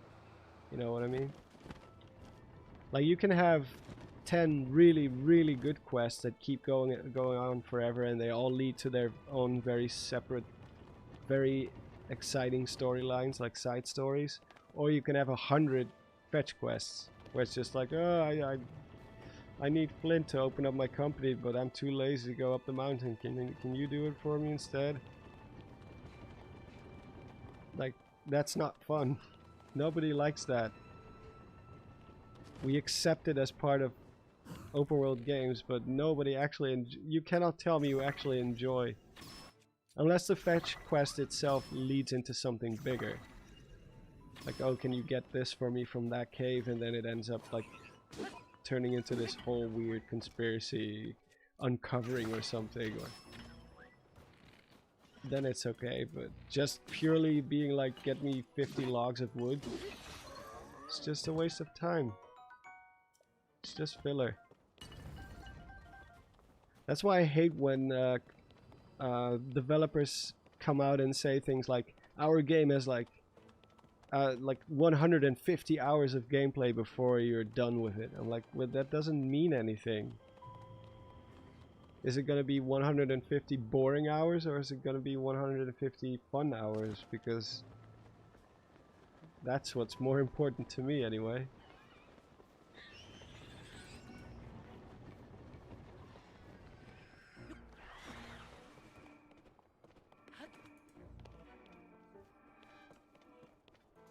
I loved watching that episode of Ratatosker's podcast with you in it. I agree with almost everything in it.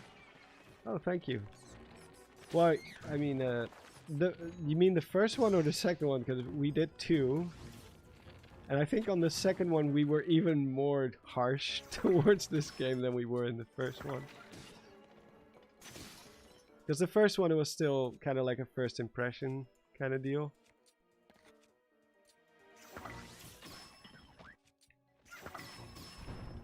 Of course, we're talking about story. We're not talking about gameplay. Gameplay-wise, it's fine.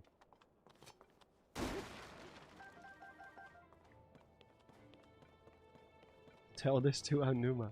I don't think Aonuma cares what other people think, especially people in the West or YouTubers.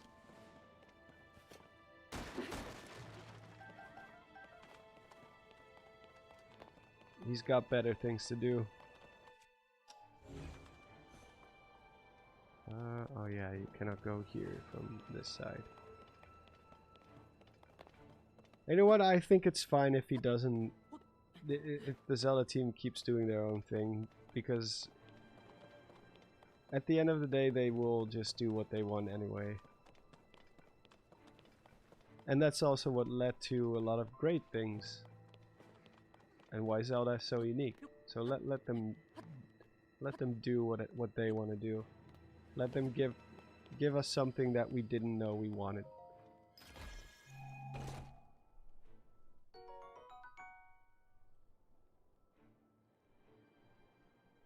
Oh, the new one with the Zelda complaints. Well, we did one before. Although, yeah, that was also a podcast. That was not a live stream. But that was like after the game was out for only about 2 months or 3 months. Yeah, let them cook for sure. Absolutely.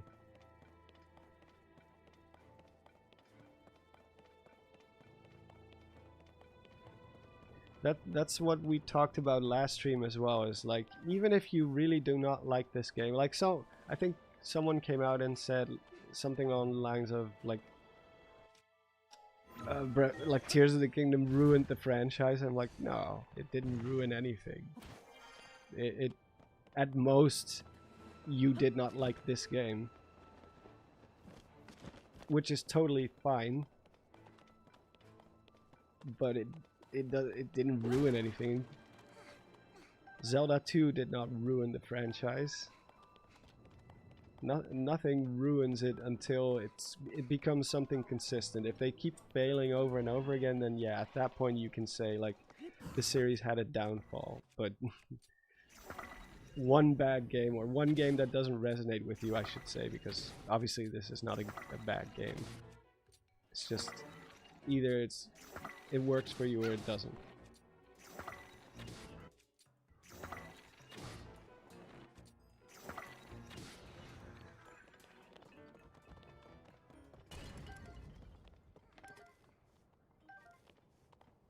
Zelda 2 is underrated. I don't know. I wanted to say something harsh. I think it deserved every bit of criticism that it got, for sure. Hey, Tulin. Oh, it goes right through him. I do think it deserved its criticisms, for sure, especially after Zelda 1. I appreciate that they tried something new and didn't just play it safe, which would go on to kind of define the Zelda series in general, so touche on that one.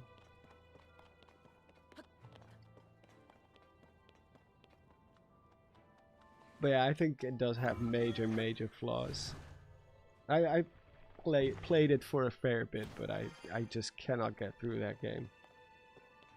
Try as I might. Not because it's too hard, because I've played harder NES games. I've beaten Ninja Gaiden on NES. I've beaten the first Castlevania and Super Castlevania, which is not NES, but screw it, I'm gonna flex on it with that one as well.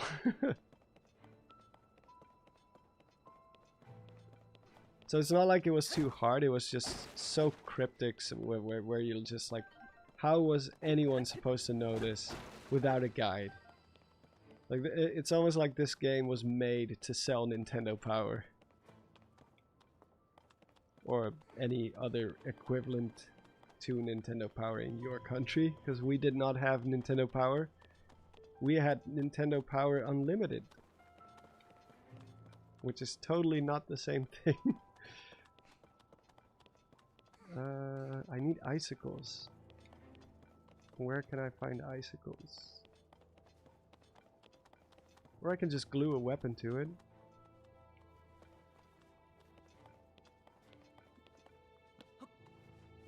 I can just glue one of my weapons to it, I think.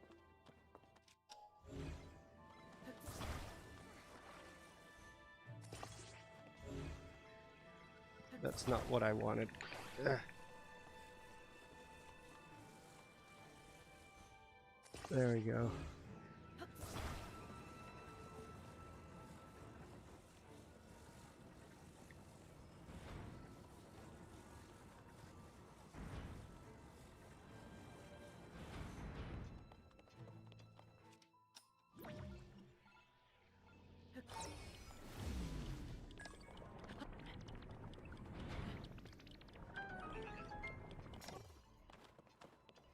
Can I get my weapon back, actually, from here?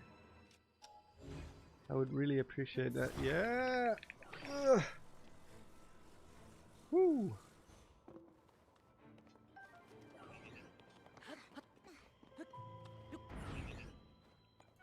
Oh, I'm gonna get stabbed to death right away after pulling that move.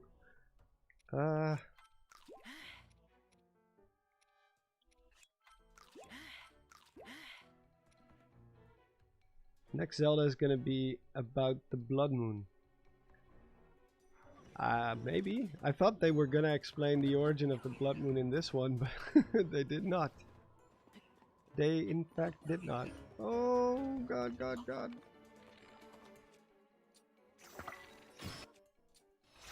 Ah.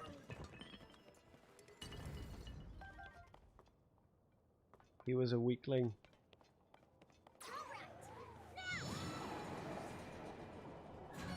Why the Blood Moon? I don't know. We will go to the Blood Moon. The whole game will take place on the moon.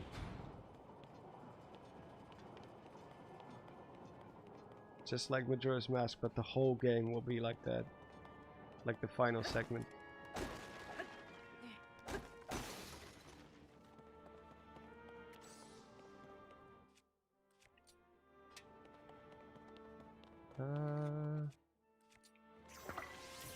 Master Koga went to space. Yeah, the next game is going to be about Master Koga surviving in space. No Link, no Zelda, no Ganondorf. It's all going to be about Master Koga. I forgot he did a Team Rocket. Let's see, where's the last one? Oh, last two ones. There's one all the way at the bottom. I remember that one.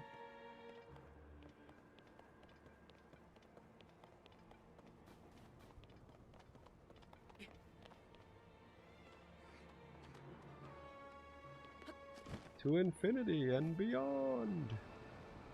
I think I can make that, right? Oh.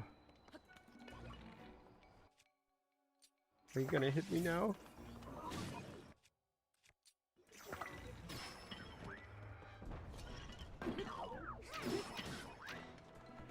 Arrivederci. Where's Tulin? Where's Tulin? Actually, what did you guys think of the companion stuff in this game?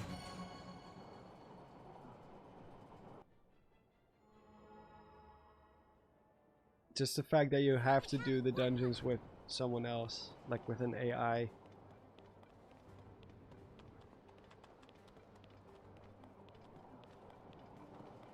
I think I even mentioned that in one of my videos where I was like, you know, the fact that I'm not given the option to just go into these dungeons alone, it's kind of a little bit of a bummer to me.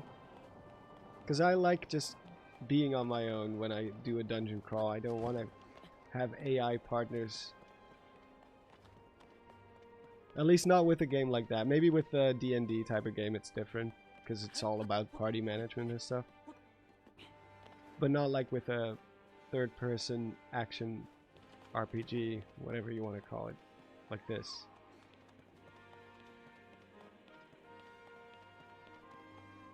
Like the first time when I got to the Lightning Temple, which again, Vanaboros was my first Divine Beast, Lightning Temple was my first dungeon, and I just remember, like, I just needed to keep that tradition. But yeah, I was in front of the entrance and I was like, oh, you're coming with me? Man, I actually want to go in here by myself. It looks cool. I don't want you to be following me everywhere.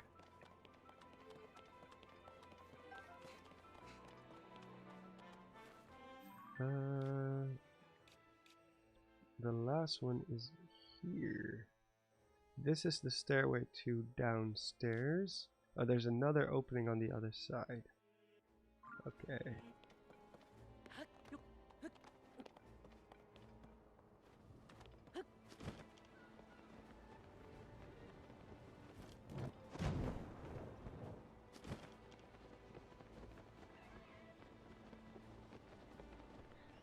Wind Waker did the partner thing better than Tears of the Kingdom. Well, at least you could leave your partner behind.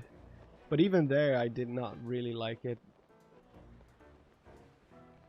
Even there, I was like, just go away. I don't want to be keeping track of where you are and what you're doing. And I just want to explore this place, man. I know it makes for some, like, of those dynamic puzzles. Can you defeat this cannon thingy, or is that not an option?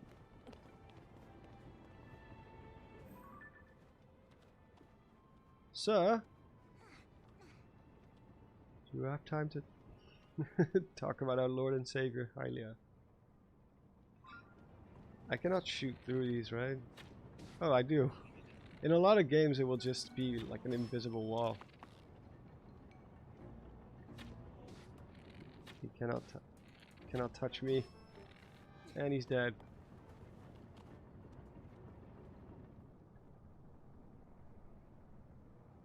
I'm assuming you don't like some of Wind Waker's dungeons then. I like them, but the partner stuff did not contribute to that, to me liking it. In fact, it kind of hurt it a little bit. But yeah, the Earth Temple was really cool. The Forbidden Forest was very awesome. I really loved the Forbidden Forest. Just the atmosphere. It's one of my favorite dungeons in terms of atmosphere. Purely atmosphere. The floaty particleness of all of it. The music.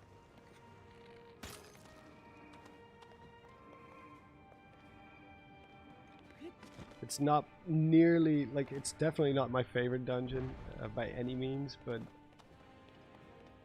I just like the atmosphere. That's about it.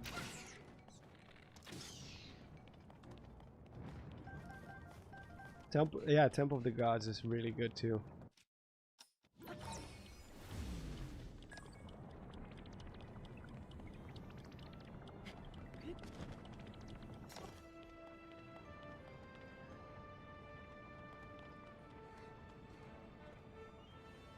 Let me see. Oh yeah, icicle time again.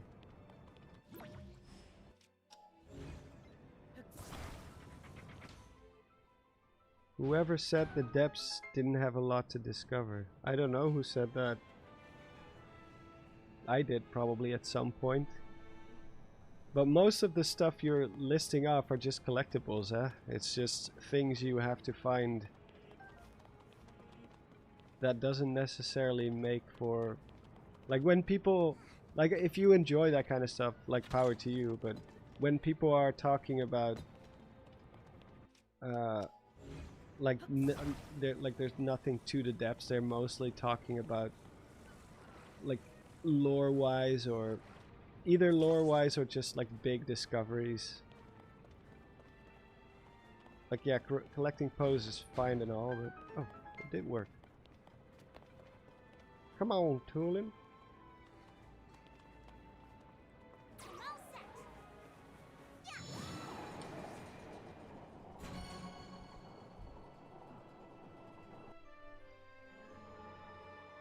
Like I'm not a big fan of collectathons, so for me the depths are mostly just there.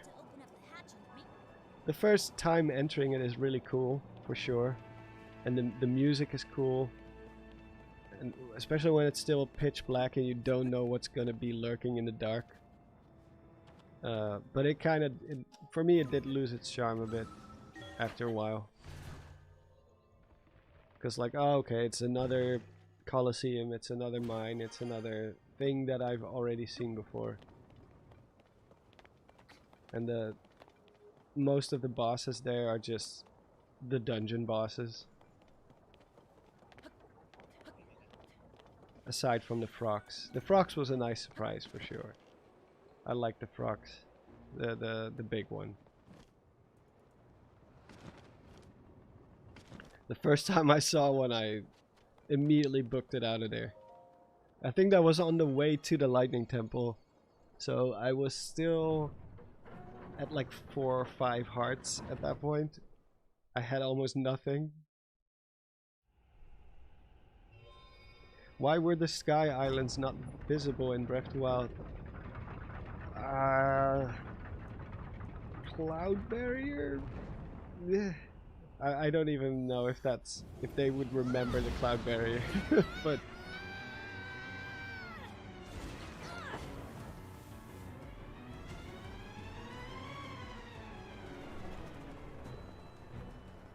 like if you're curious about what I would have seen, what I would have liked from the depths, then I would really advise that you play Elden Ring. Because Elden Ring is a perfect example of what the underground should have been. Because in Elden Ring's underground is huge as well, but it doesn't span the entire map. That would be way too much. But what is there is like there's tons of hidden bosses. Every area is unique.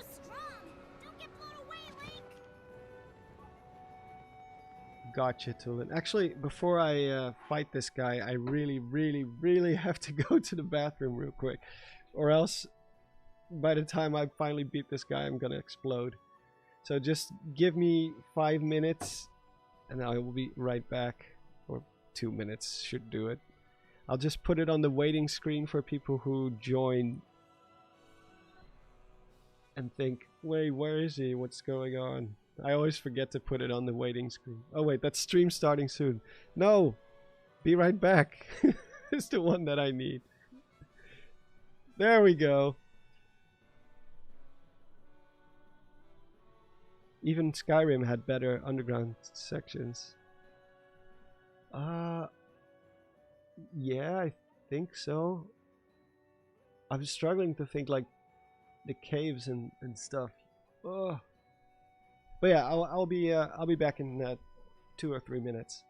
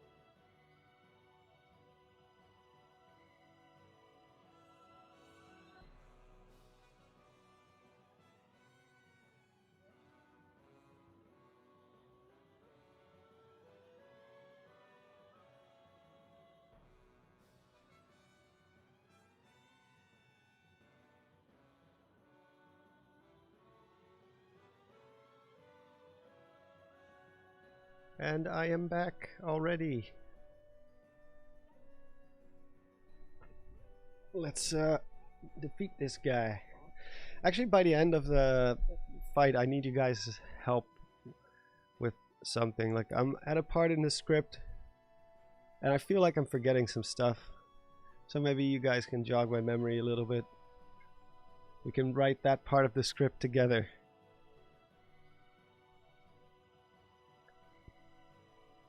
Or at least the notes for it. Demon Stone, Secret King?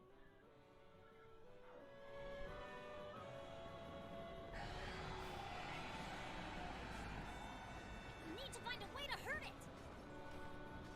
How about I just dive straight into him? Hey, that worked. Where is he? Ow. Wow, that didn't even hurt me. And no, I don't have infinite hearts on this time.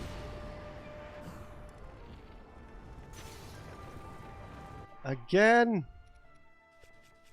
I'm gonna be running out of bows real quick.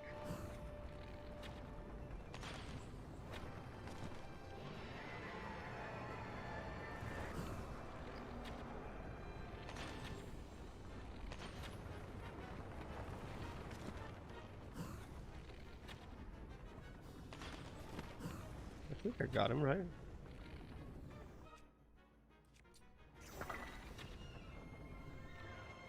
No. Almost. Maybe I can get him from here. No. It's too far. Where'd it go?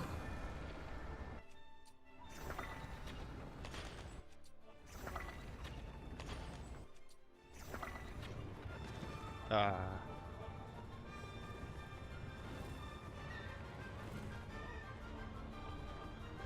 It's coming from below again. You can fly through him?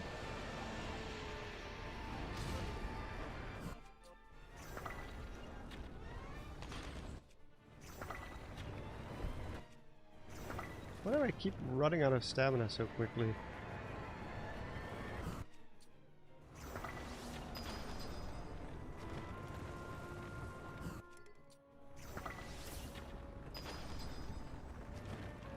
I think we got him, right?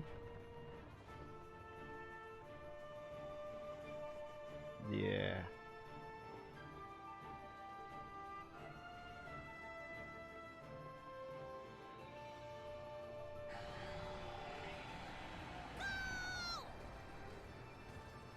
I hate the part where he does the tornado thing. I always get hit by them.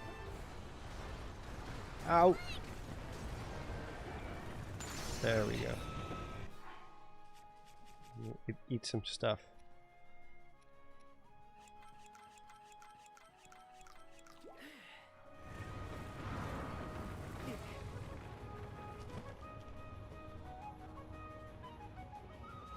Yeah, flying through him is more epic for sure.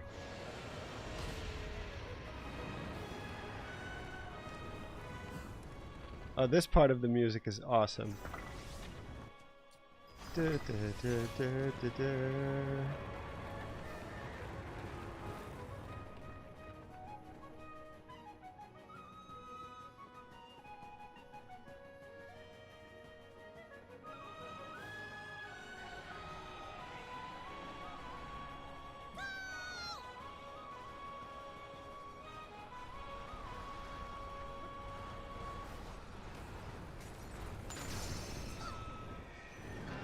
Yeah!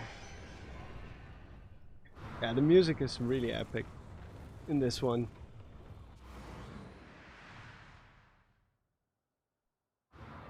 Yeah, it's kind of weird how they don't release the OST. But Nintendo does a lot of that kind of stuff. Where I'm like, you guys could be making like twice the amount of money that you are already making if you just did this. But they just don't do it. And I have no idea why.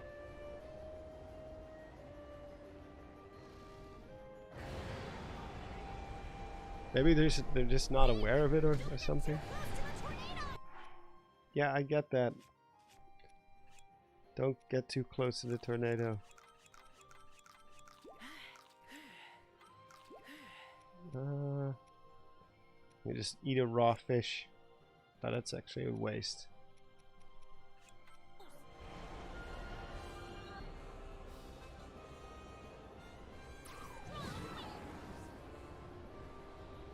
Oh no!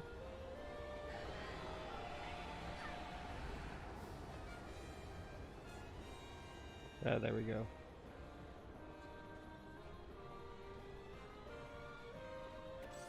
Is he just gonna stay like that?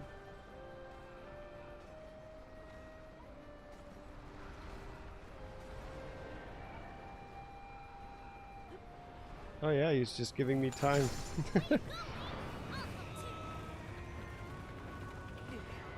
Oh, I get hurt by that every time.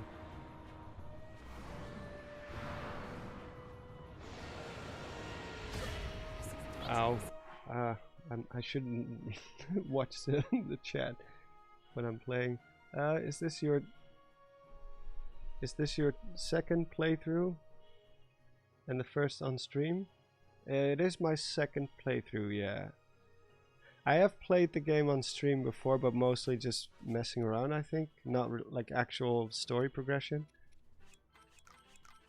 I know we did the fire dungeon on stream for sure.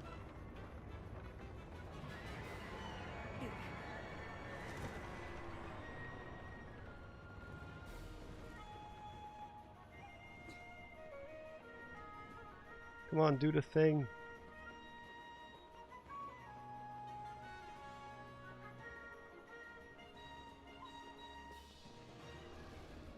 Here they come again! Yes! Get ready!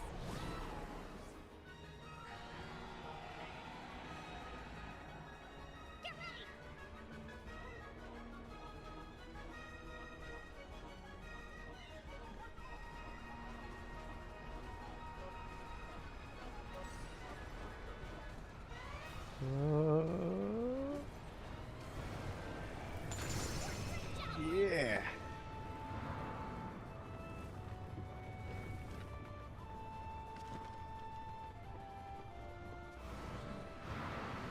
And there he goes.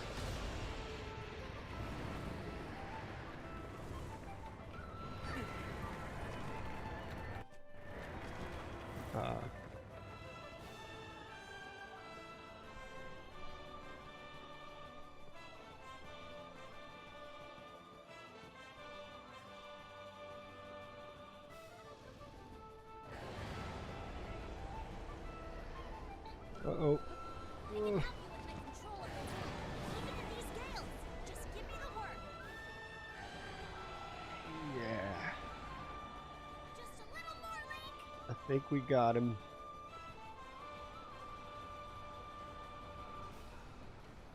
Unless I get hit by the asteroids.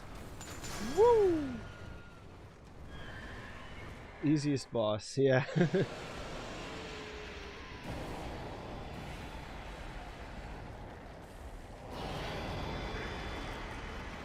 The artwork released after Tears of the Kingdom won the thing at the Game Awards. Would have been, or should have been, the main box art. Yeah, I guess so. It does look amazing. You mean the one I'm using for the thumbnail, right?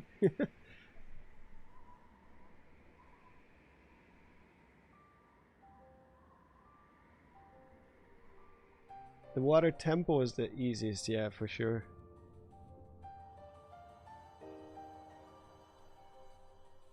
It's actually funny how they want you to go to the Rito first this time, instead of the Zora.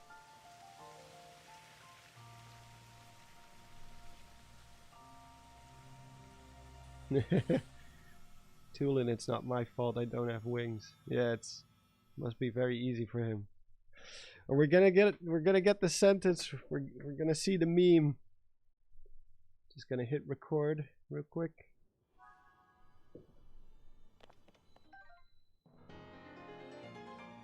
The whole secret stone thing is so stupid, but it's become a meme now.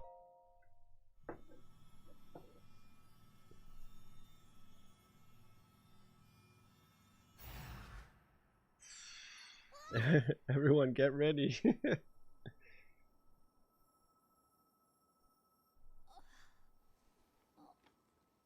Adenor says, I just realized the other day that we actually got only 2 full artworks with the background for Tears of the Kingdom. Yeah. Tulin, It's because my brave there's no fledgling. background art in the main menu, I know which that was the voice. case for Breath of the Wild. It's you.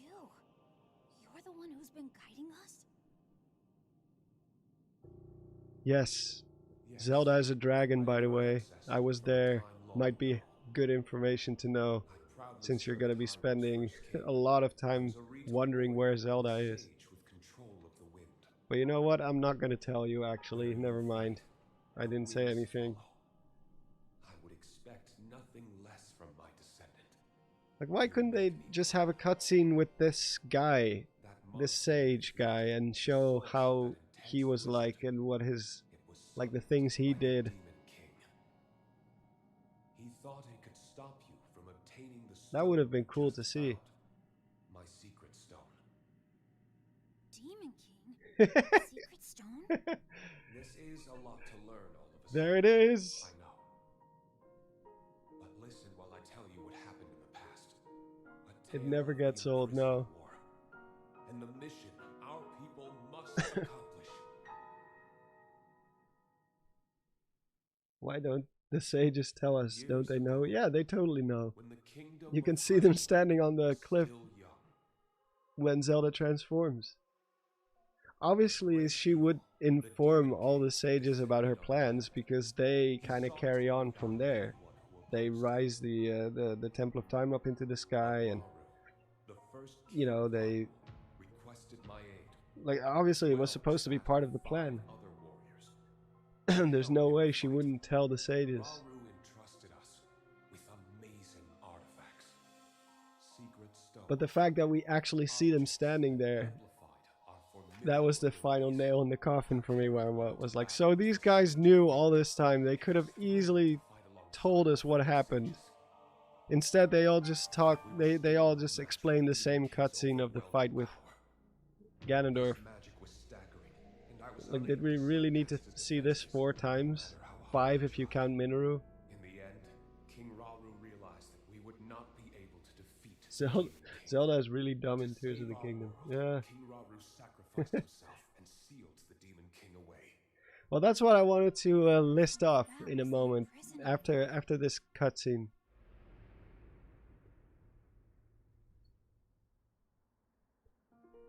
It's mostly about Rauru. That climactic battle, and I would soon receive a visitor with a request that would define the future of the Rito.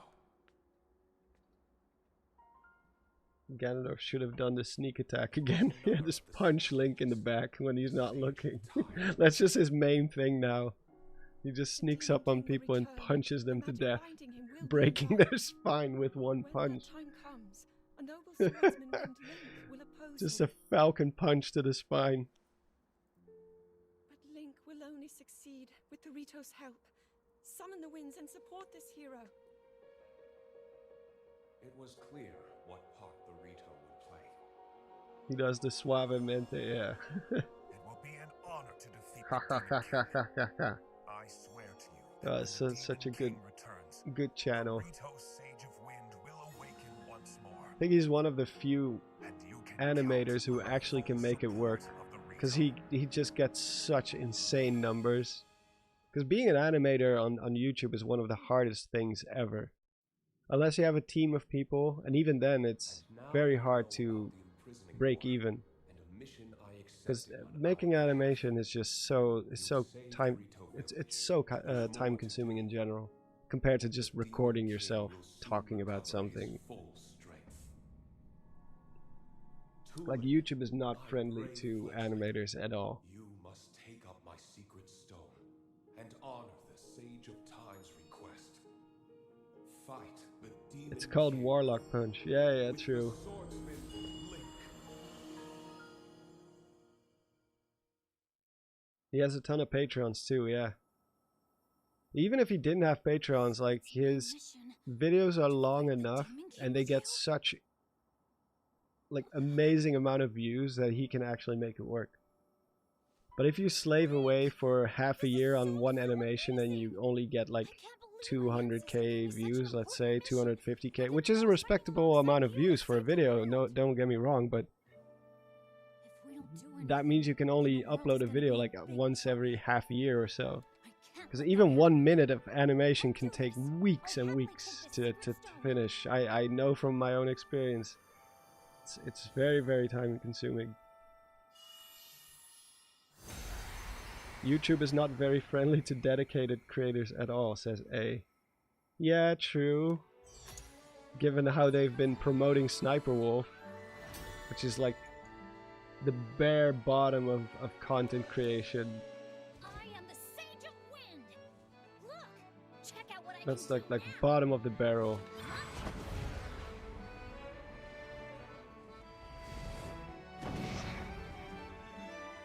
Like, what kind of message does that send to other creators? Like, oh, just watch other people's videos and comment on them. You don't even have to be funny or anything. Just make it child friendly and just say like, oh wow, once in a while, and then Sage of Wind. there you I will go. fight by your side until the end. You'll be a millionaire. Take this. It's proof that I'm with you. To be fair though, YouTube isn't about being fair at all. That is true. That is true. But it does say something about how people consume content. Which is a bit of a shame. Like, I always thought YouTube should be for people who are creative, who have something to offer to people. Something more than just sitting in front of a camera the whole day. And like, obviously there's exceptions. Like, I like Moist Critical because he's just I funny, can use that ring to call on my and power I anytime, usually all right? I'm usually is like on the same wavelength as me when it comes to a lot of opinions. It's just insane to me that there's channels that are doing so many amazing things, like creative, really creative stuff, and then there's Sniper Wolf on the other side, and that's actually the one who's making more money than all of them. Of course, it shouldn't all be about money in this case, because as long as you're having fun, just the fact that you can make money doing something you love is already amazing. Like, back when I was still making animations on Newgrounds, you didn't get paid for that. Like, you got nothing. All you got was like respect from other like creators. Wow, there's something going on with the textures up there. You have snow popping in and out of existence. Another emulator problem. They still haven't gotten this game to run properly yet. Still has its issues. Man, Newgrounds, that's a way back when. Yeah, for sure. Like, the only way you got paid on Newgrounds back in the day was if you got sponsored or something.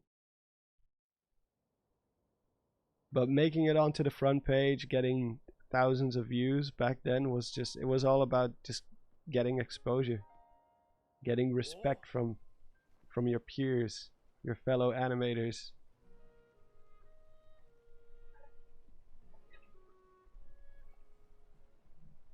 But you know, it was kind of like a jumping off platform for a lot of creators. Like Ego Raptor started on Newgrounds.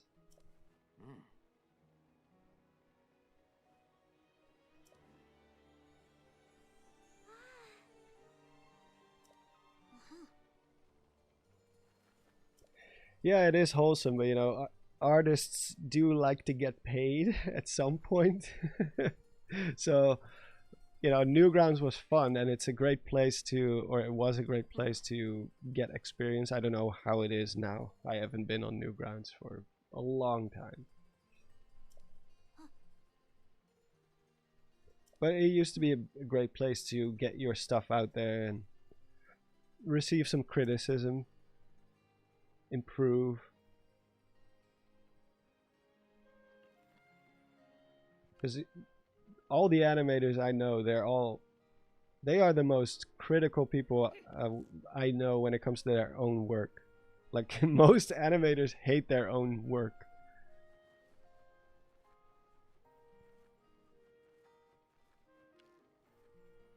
Captain Doge says, I get that I'm part of a Halo fan game development project and nobody gets paid for it, but the passion is to make something awesome and it drives everyone still. Yeah. Yeah. And it's a great way to learn coding. Like, people who make fan games and continue to grind, they like oftentimes they have a chance at getting into real game development at some point. Like, quote unquote real, as in paid, like as an actual job at a studio or something, or as an indie developer. TM2 says, the animations you add to your videos gives it such a higher level of quality, it's unbelievable. Well, thank you. I mean, it's kind of been my niche, I guess, that made me stand out a little bit.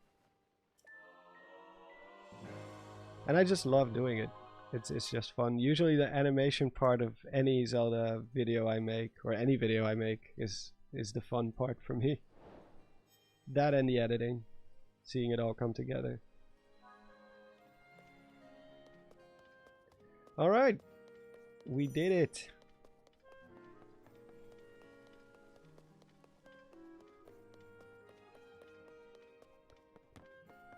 Let me quickly go to Lookout Landing.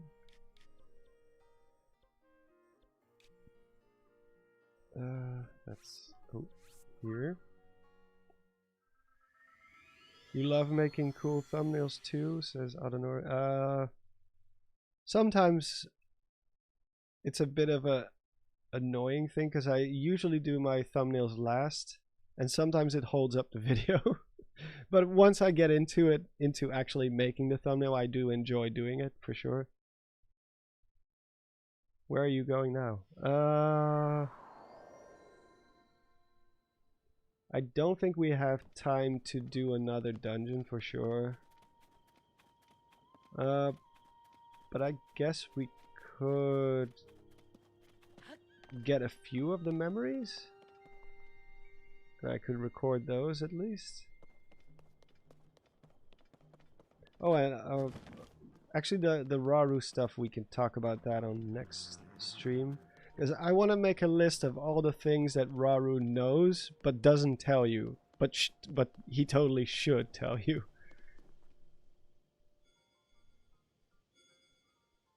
Oh, I forgot about this part. Crazy to hear how your accent has subdued so fast. It's just practice.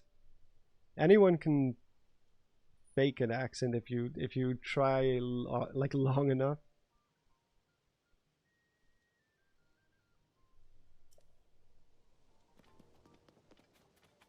It is really just practice. Just listening to other people talk and how they pronounce certain words, and then at some point you and recognizing the things in your own accent that makes it what it is. So for example, Dutch people have the tendency to say so, like we have a very pronounced S, and we have a rolling R, so instead of very we say very. I'm very cool. And you know, just recognizing those parts and changing them. And then with every recording it just gets less and less until at some point your accent will be, well, I wouldn't say gone, but it will be a lot less pronounced. Oh, thank you, Sweet Insanity 007. Wait, what are you talking about? If I want to touch the gloom, that's my decision.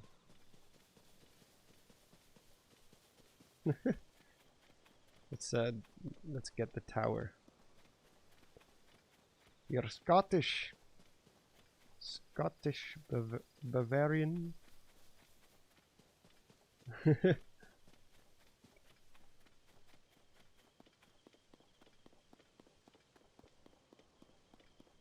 You think you came across me from Zeltic? Yeah, I think a lot of people Zeltic has collabed with in the future and in the past will be known because of him, because he just has the biggest audience. Let's hear your YouTubist Texas accent. Oh, I don't have a southern drawl. Southern drawl. I usually tend to go more into the hillbilly side of it, which is not Texan at all. But for some reason, in my mind, it kind of, that's how it's always been. But that couldn't be further from what the actual Texas accent is.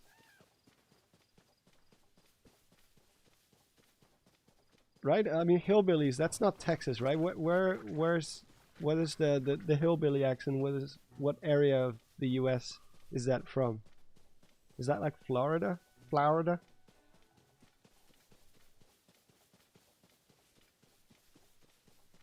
I thought Commonwealth had the biggest Zelda audience. No, Zeltic is by far the biggest solo YouTube channel, because Commonwealth also does non-Zelda stuff a lot. He's just a general Nintendo YouTuber also. Whereas Zeltic only does Zelda and mostly lore. Lore and storytelling. That's why when someone says like Zelda stories don't matter, I'm like, well, how do you explain the biggest solo Zelda YouTuber who's mainly focused on lore being that big? He should not be that successful if the stories in Zelda really didn't matter, you know? South Carolina, Tennessee, likely. Kentucky, Tennessee, Virginia. Ah, okay. Hillbillies are mountain people, I think. I thought they were, they have like the bayou and things like that. I just know hillbillies from horror movies, you know, like Texas Chainsaw Massacre and all that kind of stuff.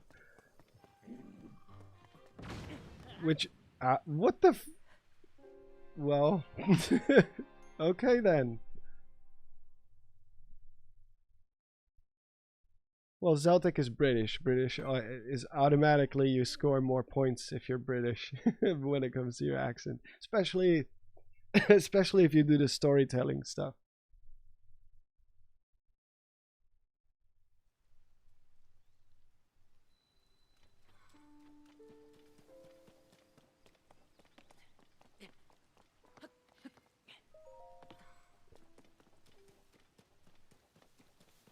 I just exploded out of nowhere. I think someone threw a rock at one of the explodey barrels or something.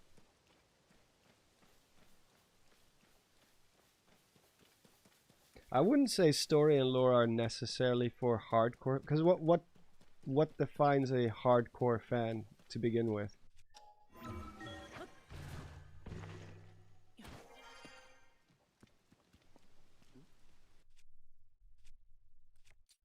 I'm running out of bows. But yeah, it's definitely not the majority of the Zelda player base. That I definitely do recognize. But it's still a significant part of, at least the creator side of Zelda, I guess. Like if you're a creator, you can either be a speedrunner, you can be like, you know, like challenge runner, all that kind of stuff. Like focus purely on gameplay.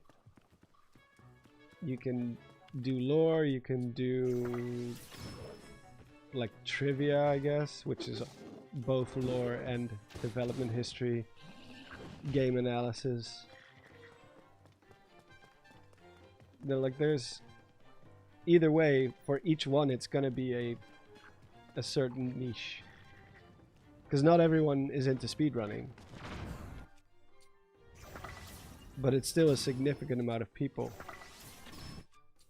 Significant enough that there's money there and there's attention there and there's people who care about it.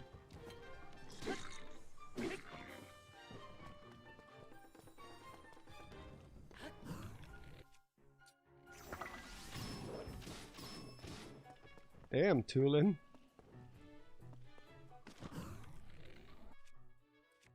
I think I... Yeah, that's it. He did. Yeah, the mix, a mix is always a good idea on YouTube in general. Because if you only focus your attention on one thing, and that thing ends up growing stale, or interest goes down for it for whatever reason, then you're kind of screwed.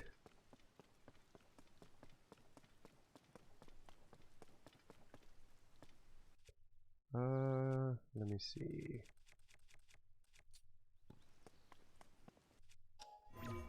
No. Yes. Oh Lord, he coming.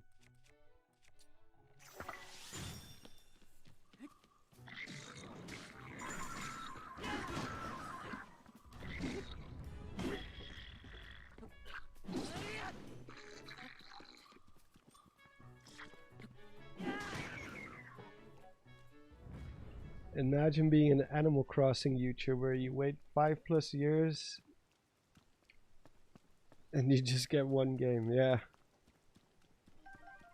Yeah, you really like if you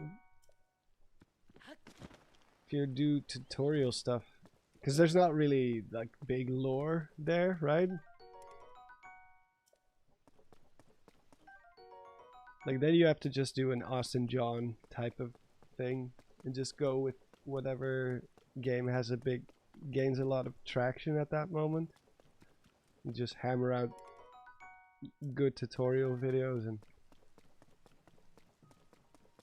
that would not be for me because it's way too topical. Plus I hate making tutorials. I did one tutorial. Oh no! I did one tutorial for Age of Calamity and I was already tired of it after that.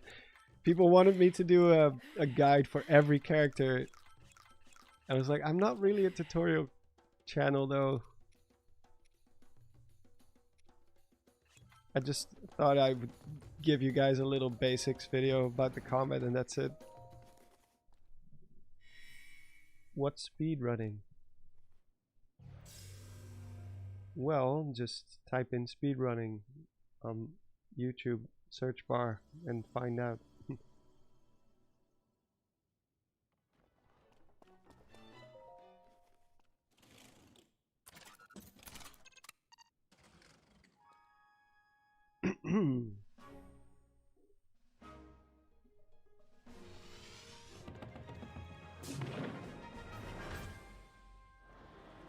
Yeah, Austin John, his work ethic is crazy good. Like he will just map out everything you need to know about a game and just hammers out videos one after the other. I don't even think he has an editor for that. I think he all does it by himself, if I recall. Maybe he has something to do research for him, but I'm pretty sure he does his own editing, which is quite rare with those bigger YouTubers. At some point they will hire editors just to keep up with the content flow. Like I'm just one of those weirdos who continues to do it by myself because I just don't want to give it away.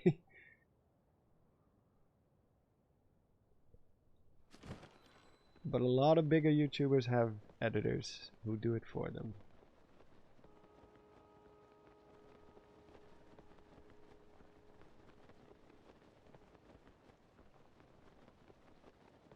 Yeah, he has mad spreadsheets for sure.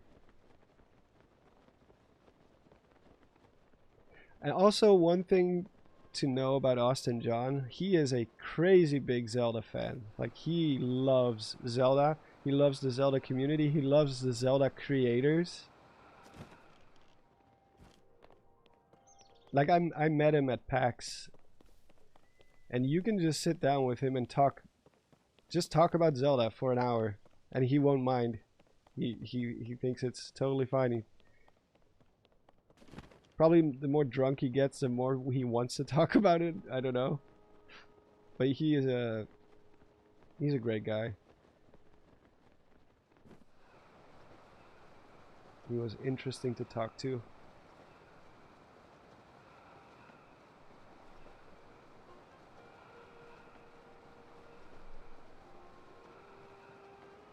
As for making like Zelda content, I think that's just not really his thing anymore. I don't know what he did before his Pokemon stuff. I've always just known him as the guy who makes the like all the big tutorials in the first week when the game comes out, or the first 2 weeks, whatever. Oh yeah, I forgot about the fairy.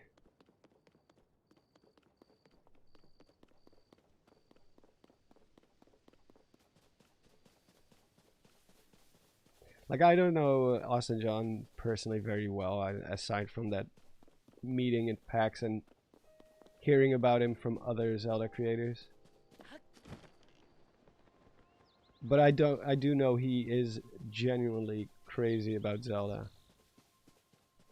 And he likes the Zelda creators too, so he always, every convention, if the Zelda people are there, he will hang out with them, always.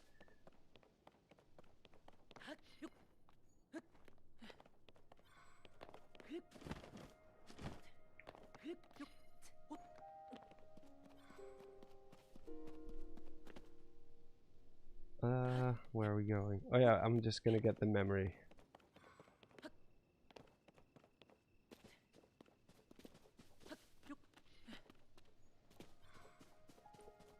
Well, I mean, he chose the path of least resistance then if he became a Pokemon YouTuber, because it's easier for the views, because there's always Pokemon games coming out and fast. Like, being a Zelda tuber is not like anyone who tries to get into Zelda, don't expect it to be like your big. You're not gonna be making millions. Let me just put it that way.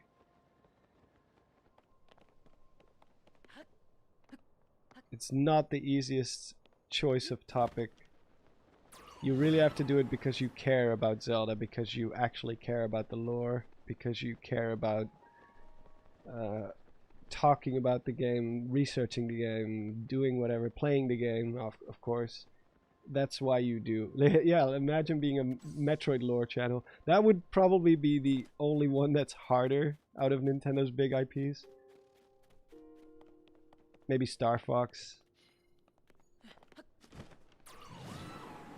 Star Fox has been having a bit of a rough time as well ever since Star Fox Zero.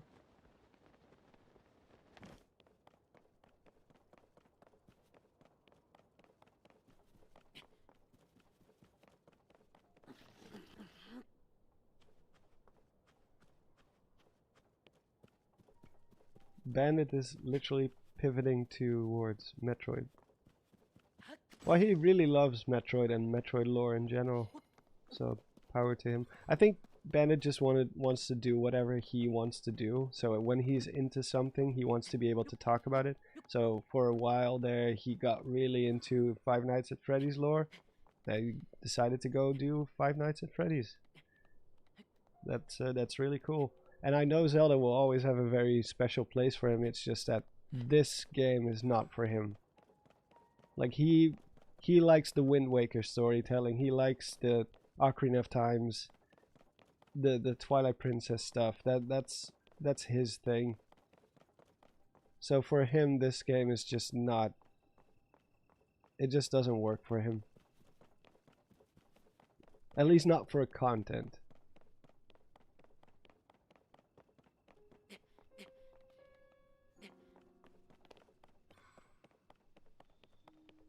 Unless it's like best bosses, top 10 best bosses or something, but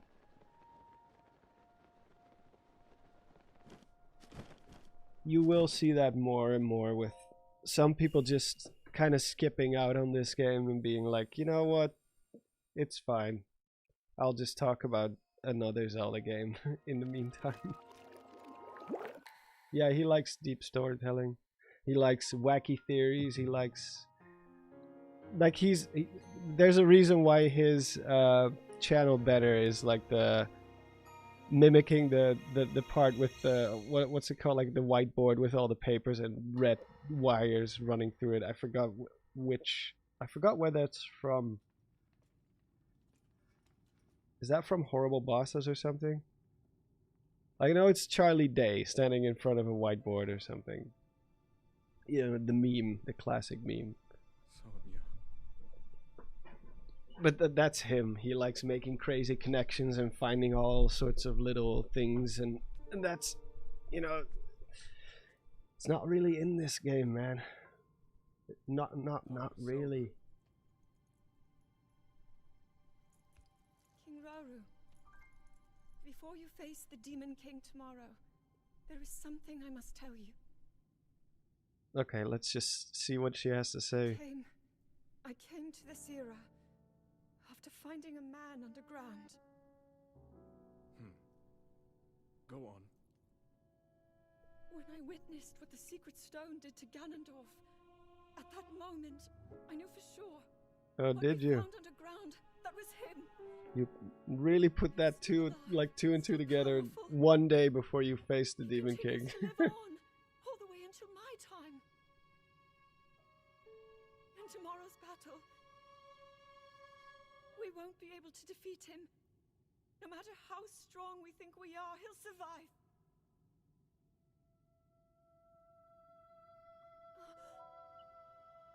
And you will.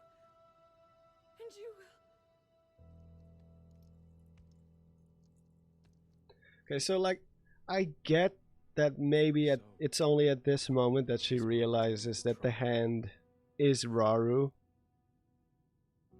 You know, it's a bit obvious to us, so it's a bit like a weird disconnect here. But of course, from Zelda's perspective, she only saw the green hand from like mid-distance for a total of a few seconds, and then she fell into the abyss and all that stuff, and all the crazy things with Ganondorf started happening.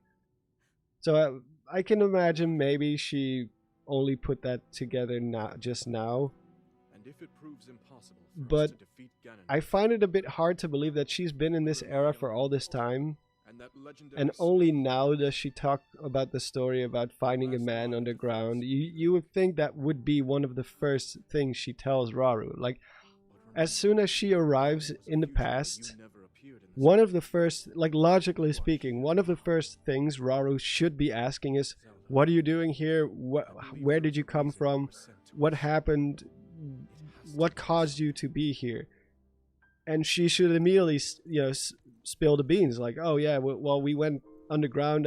We found a guy with a weird arm attached to him, and I fell into a chasm. I found this stone, and then I even the fact that she has the same stone as Sonia, they never even question it. They're not like, how, because remember, from Rauru's perspective, the secret stones are secret. Nobody is supposed to have them or know about them except him and Sonia. One of his first reactions should be, where the hell did you get this stone?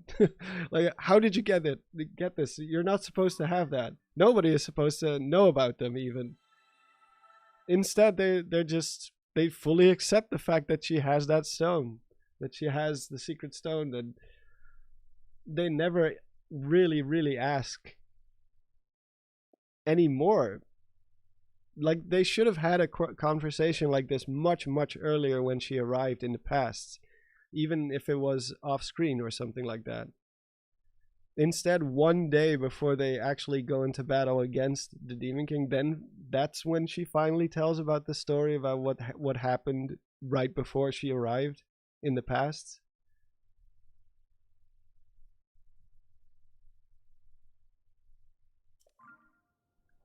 Like, that's probably my biggest gripe with that cutscene. It's like,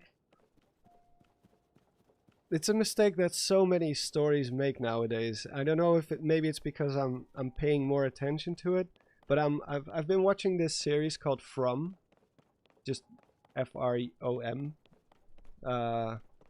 which is it's a little bit like Lost, I guess, in a way. It has that same mystery box type of feel to it. And one of the worst, like, I like the show, like I do actually enjoy it because it's quite creepy. It's a fun show. But one of the worst things about that story is people are not communicating. Like, basic information is not being communicated between the characters for no other reason other than keeping a mystery. So it's not because of logical reasons. No, it's just because if they would, the mystery would be solved real quick. So someone sees something that is really, really significant and they don't tell anyone about it. Where you're like, why are you not sharing this with everyone? Oh, hi, Smart Gamer. Thanks for dropping by. What is another memory that's relatively close that we can get? I think the one at the Dueling Peaks, there's another one there. And like, a mystery should never be a mystery because it should be a mystery because they're either the characters really don't know themselves, or even if we know as the audience, they could not possibly know, which I don't know, there's just certain ways to do a mystery. And I don't know all the rules, but I do know when I see it, when it doesn't work. Where you're like, yeah, but the only reason why this is a mystery is because the writers wrote it that way. Not because there's an actual in-universe or in-universe explanation for it.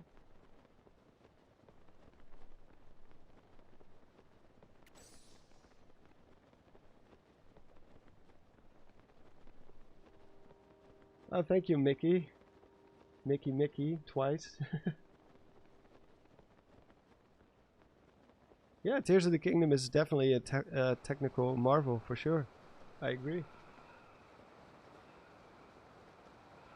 Because despite all the complaining that I do, it's because of we're focusing on story right now, because that's what my next video is going to be about. But obviously, story is but one thing. It's just one element of a whole package. So most of the other stuff is fine, is either good or great. I mean, obviously it got nominated for a Game of the Year for a reason. Clearly this game is doing something very, very right for people.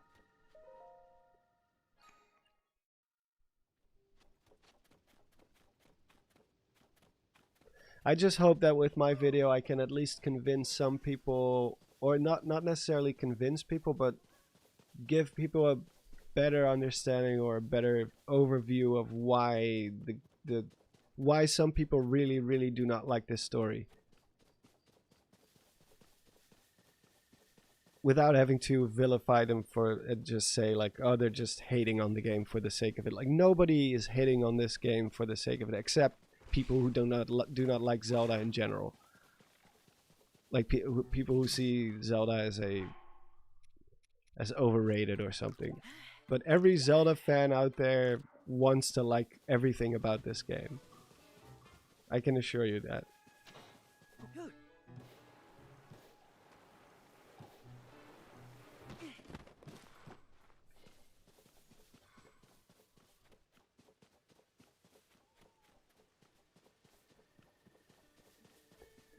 As a fan of beat-em-ups, I don't know how he can praise every single segment of the game. Well, probably because he just doesn't care about story. Or doesn't care about story. Because not everyone has an eye for bad or good story writing. That's just a fact. Not to say that I do, but I do watch people who do. So I've kind of learned vicariously how to look out for things. But that doesn't mean that when I went into this story, I was like, all right, let's see how I can pick this apart. I just let it happen. But like about halfway through, I was just like, this is just not working for me. And it took me a while to get all my thoughts get all my thoughts straight and figure out why I didn't like it. Because feeling something about something is easy. But actually putting it into words and explaining why you don't like it, it's very difficult. Very, very difficult. Emotions are not meant to be translated into words. Oh, there it is. I don't know which cutscene this is. I think it's the Molduga one, right? Because it's shaped like a Molduga, if I remember.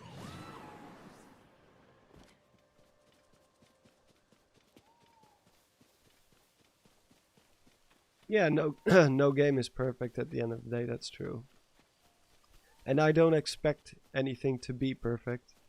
But I do at least acknowledge that they could have been, that they could have done a few things a lot better with this one. Especially with the knowledge that they had about Breath of the Wild. And the feedback they got on that game. Like, how are we not able to pet dogs? It's the worst crime of all.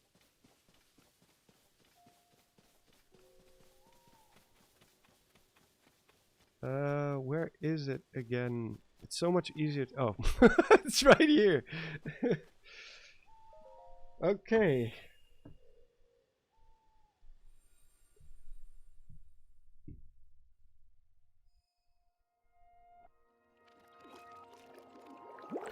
Well, exactly, JJ Creeper.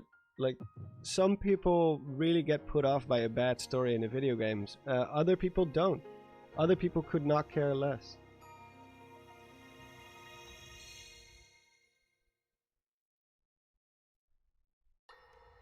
They're just focused on the gameplay itself.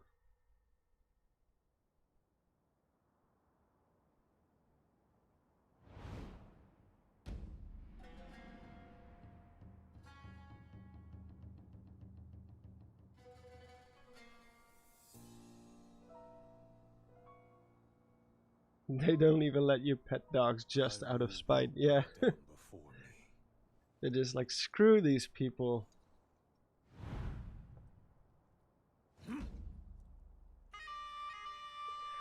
Alright, can someone explain this part to me real quick? Because I'm either gonna mention it in my video or I'm not gonna mention it in my video.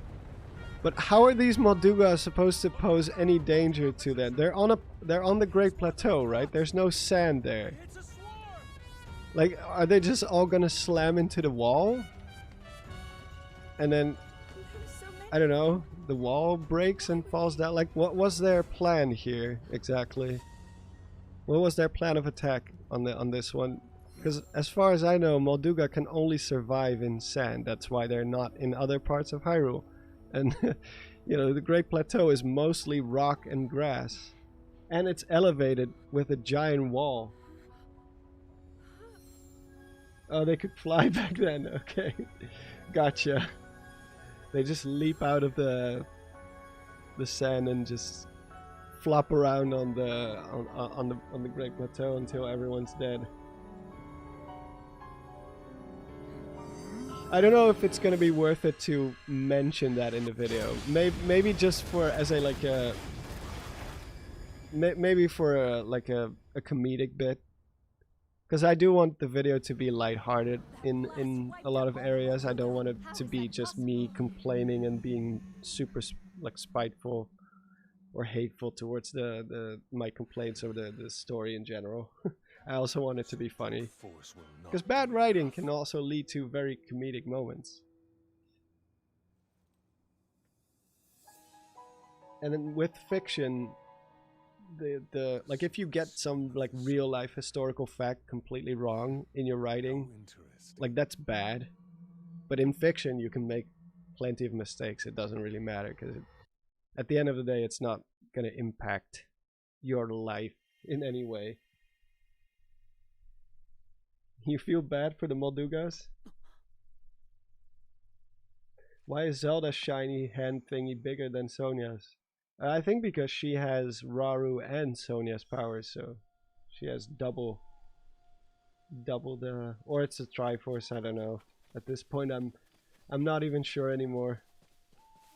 I still kind of like my theory that she does have the full Triforce, but since they did not explore that part at all, I think you only see it on her hand once when she's charging up the sword, I believe.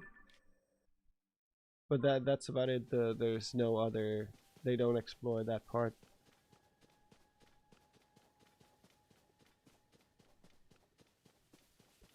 Do you believe Sonia and Rauru had a child? Well, they kind of had to, right? They quite literally say that they have a blood connection, and that she has both time powers and light powers from both of them. So that's pretty much the only option at this point, right? That they are related in some way, which is kind of weird because they both die.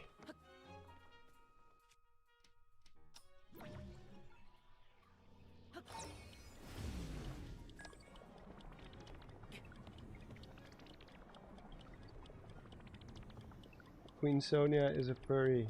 Good for her though.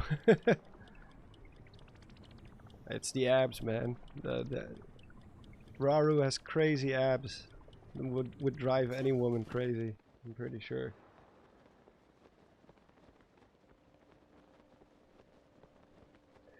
Yeah, I don't know if the hero's aspect has anything to do with like in general, just the Zonai, because the Zonai don't have tails, and they don't have red hair as far as we know. Like, how can you have two species without a tail and get a species with a tail, unless the Zonai have different forms or something? But that's, you know, that's the confusing part that people are just gonna have to figure out.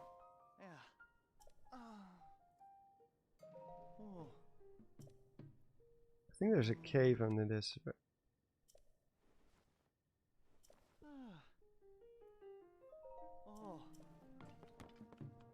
alrighty.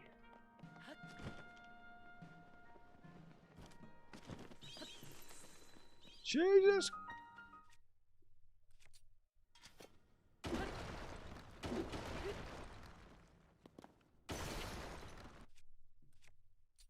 Oh my god, the shipping.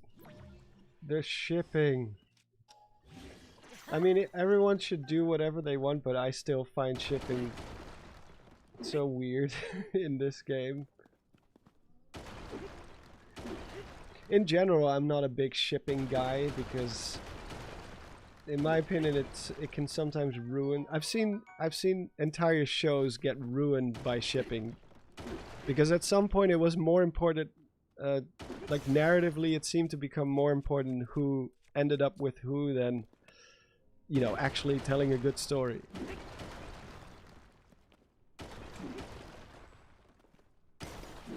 But if you enjoy shipping, it's not meant to be a stab at you, but it's not for me.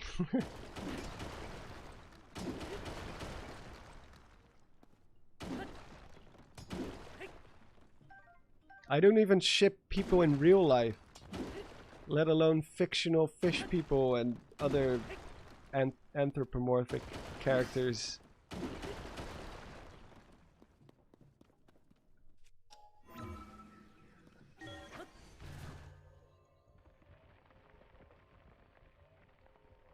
To be fair, furries are Zonai, Rito, and Zoras. Aren't Zoras scalies or something like that? Because they have scales. I thought those were two different things, but maybe that's just me. Oh, there we go. Such a time waster. Hey Monsters, what did you think about setting Tears of the Kingdom story in the past, where we play as Zelda in a more primal Hyrule? That would have been great. It's what some of us were hoping for, right? We're like a playable Zelda. I have to open the door first. Huh?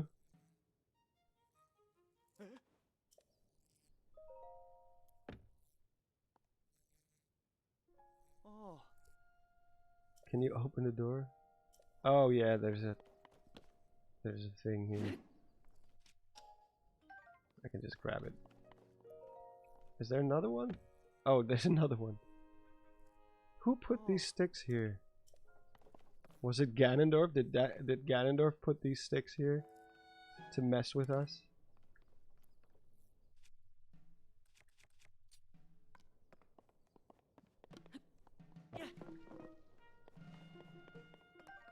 It's all part of the plan.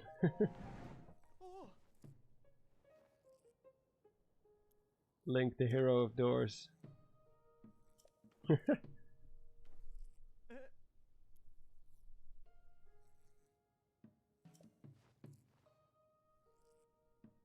Actually, I made a tweet about something related to Zelda and doors not too long ago. I think it was last summer. It was like, canonically, it actually makes sense that Navi has to explain to Link how to open a door in Ocarina of Time when he's in the Deku Tree. Because there are no doors in Kokiri Forest or the Lost Woods anywhere. So Link literally never saw a door in his whole life. So when he finally goes into the Deku Tree, that is the first time he ever sees a door. So someone has to explain to him how it works.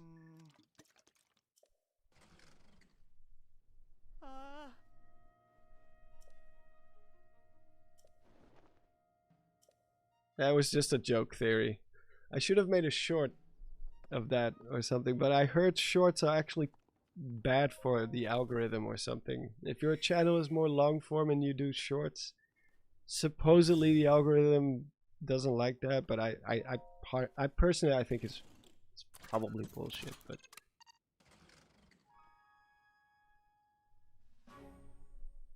I do want to do more shorts in the future because it will be an easy way to get small little ideas like that out there. It's just getting it under 1 minute. It's so difficult. Ugh.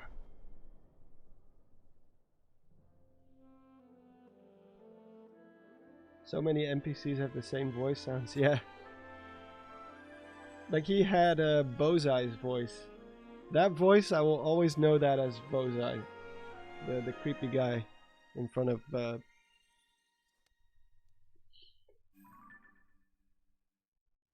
Gerudo Town.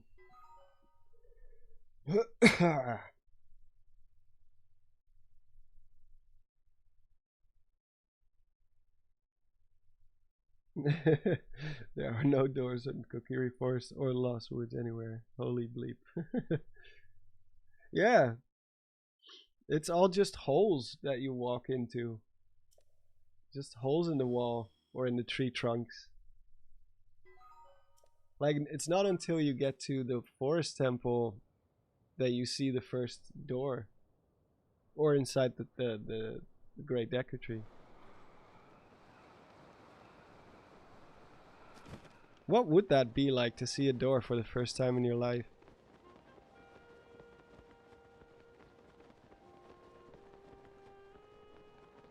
Because you know you were just a tiny kid when that kind of stuff happened for the first time. So that it just automatically, you know. But as an adult, if you've never seen a door in your life, how would that impact you? Would you just be staring at a doorknob and being like, huh? Yeah, walls move? Uh-oh, I'm out of stamina. I do think I have that last saving grace paraglider pull-out thingy that you can do.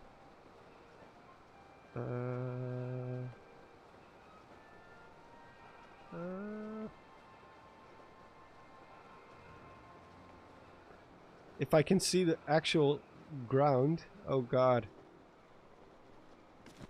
Yeah.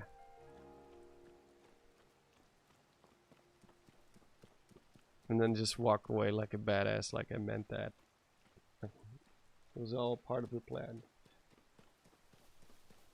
Actually, I actually want to go to Lurelin Village, because that's where the cutscene of Ganondorf punching, like Warlock punching Sonia is.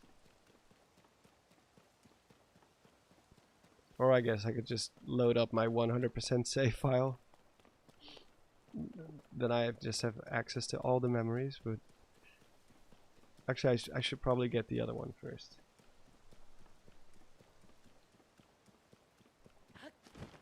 Do you have a theory why in Kokiri Forest bark inside houses? Oh, you mean there's tree bark on the inside of the house? Yeah, that doesn't make much sense unless it's like a purposefully done decoration. Like I strip the bark outside and put it inside the house.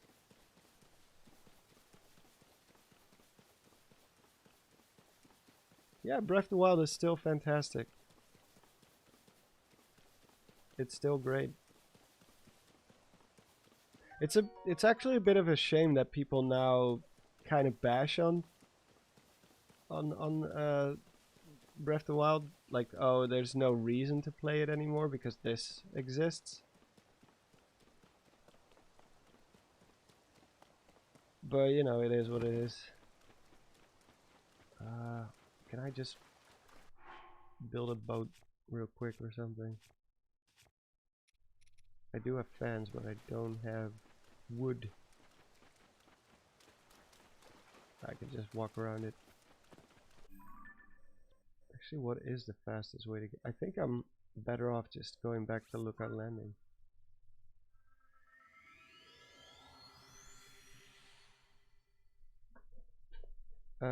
Gun to the head, would you take to Tears of the Kingdom or Breath of the Wild?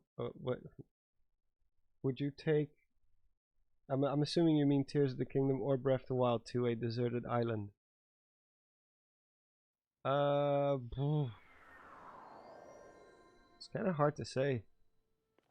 I mean, I do know Breath of the Wild better than this game. Like, I know every side quest, every collectible, everything, because over the years I've just been playing through it and recording footage and doing quests for such a long time that I know much more about the game than this one. I'm pretty sure I haven't even done all the side quests in this game. So I would probably pick this one just because there's more stuff I'm unfamiliar with.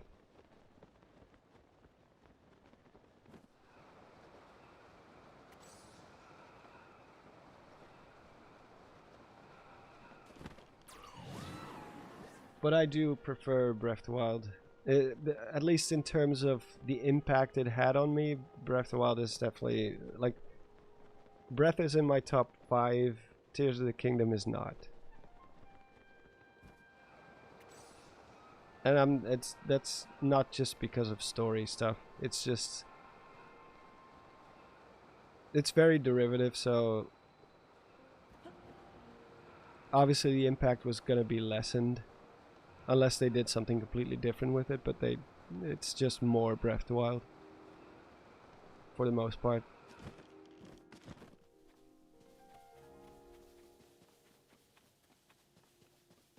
For me, impact has more meaning than just, is it bigger, is it better, or does it have more quests? Just my first playthrough of Breath of the Wild was just so magical. I had never played an open world like that before.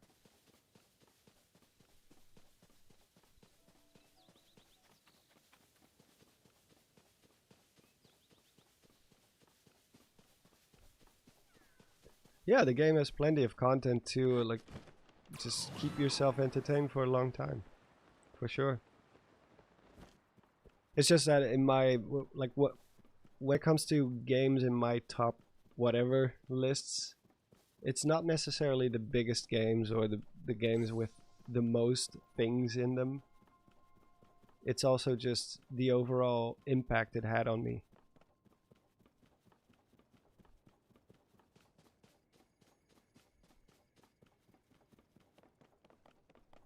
And Breath of the Wild just had way more impact on me than this game did.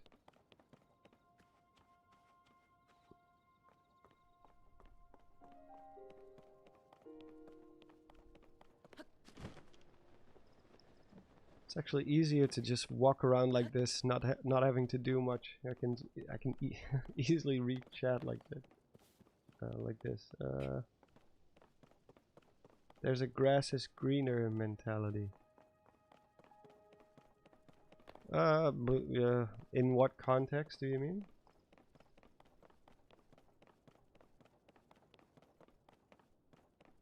Like now that we have this game, we suddenly want to go back, or?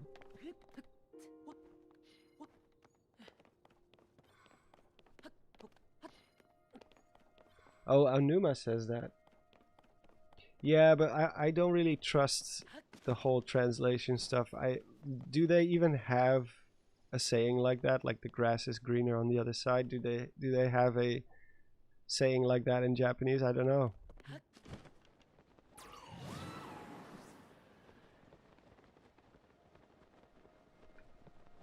Like, I don't really see Anuma as the bad guy in this situation. I think it's just the general focus of the team as a whole has kind of shifted. For better or for worse. Depends on how you look at it. What are my top 5 Zelda games? That would be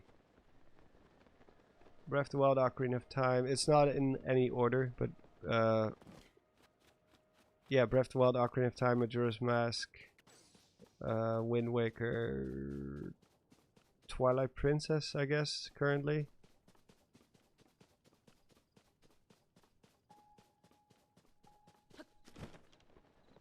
And that's only 3D games, because 2D games I kind of count those separate, because I don't think it's fair to pit a 3D Zelda game against a 2D Zelda game. Because there are 2D Zelda games that I prefer over some of the 3D titles.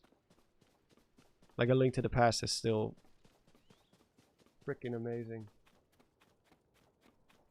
Minish Cap is great, albeit a little bit short.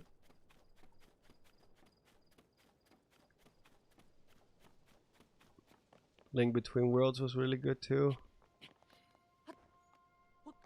It was everything a 2D Zelda game needs to be, pretty much.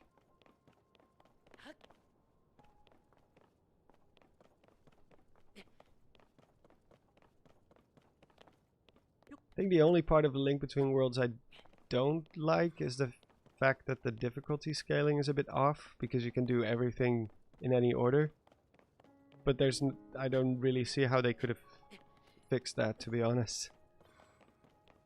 Because you can just rent any item and go to any dungeon whenever you want to, pretty much. So, it's a trade-off. Yeah, Link to the Past is great. I also have very, very good memories of the Oracle games.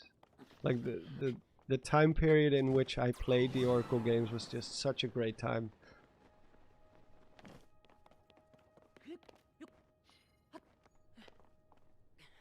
Like 2 Zelda games in the same, like released on the same day. Like, are you crazy? What's my favorite video I've ever made? Oh, that's I cannot really look at my own content that way. I do sometimes re-watch old content just to learn from it, or just, you know, because sometimes you'll find sometimes you grow as a creator, you grow in the wrong direction for a little while. We're like, man, I used to have more humor in my older videos, or I used to do this better in my older videos. So sometimes it does help to watch your own content once in a while, but I guess in terms of the video I had the most fun making was definitely Life as a Bokoblin, because A, I didn't have to do the voiceover, and B, it was just really fun to capture all the footage.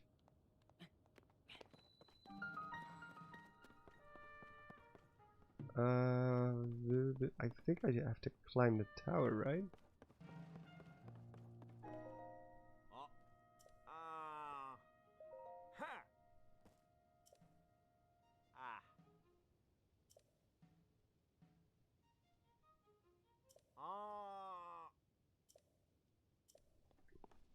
Alright. Can I recall any of this stuff? No. Cannot recall this. I'll just recall that one then.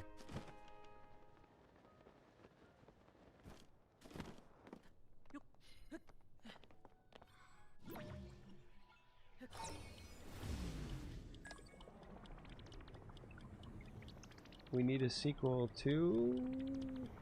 what?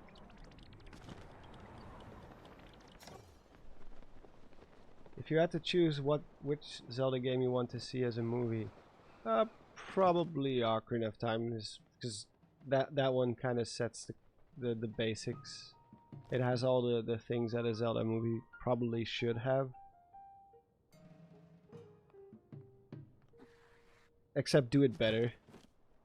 Because even though I still think the story of Ocarina of Time is really good, mostly because of subtext and just, you know, the chic twist was really good.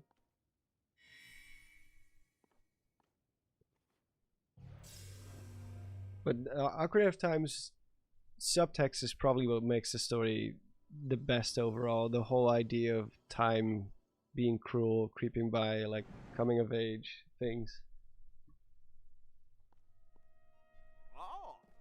It's a really solid setup for a story. Life as a Bokoblin in the movie.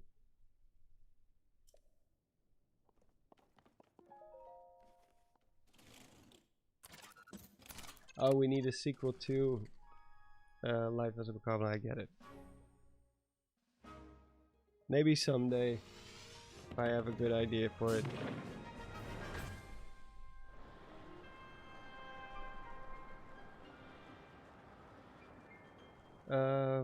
Chat Nation says, honestly, Good Blood's video on Ocarina of Time masterclass of subtext made me view Ocarina of Time in a whole new light, and I'm super appreciative of that. Yeah, I think for most of us that was kind of an eye-opener.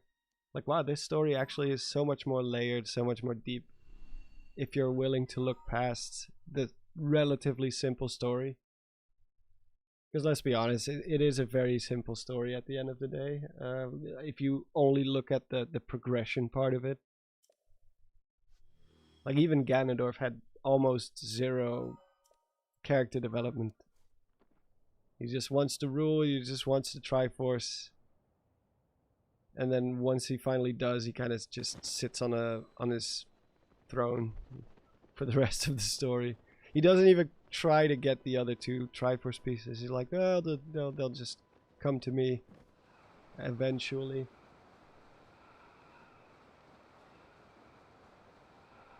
So it's not a perfect story, but for that time, for the first 3D Zelda, I think it was an amazing story. And I think that one would translate the best into a movie.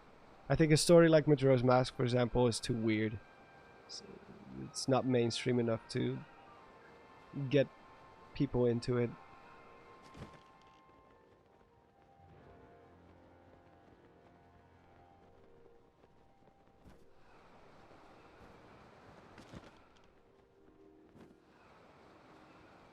Simple stories can be fine too. Doesn't always have to be complex. You don't need hundreds and hundreds of twists and turns and all that crazy stuff. Not a professional Zelda lore guy.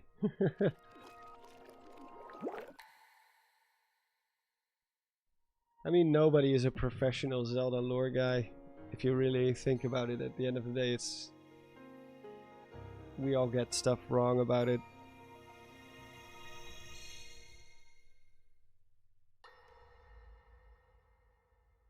Zelda 1 had no story.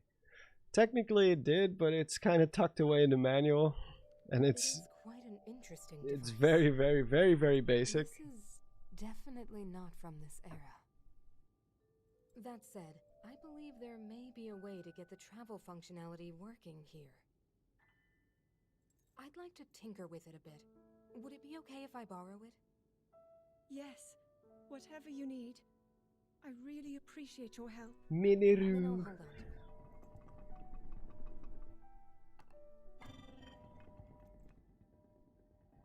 So you really believe my story?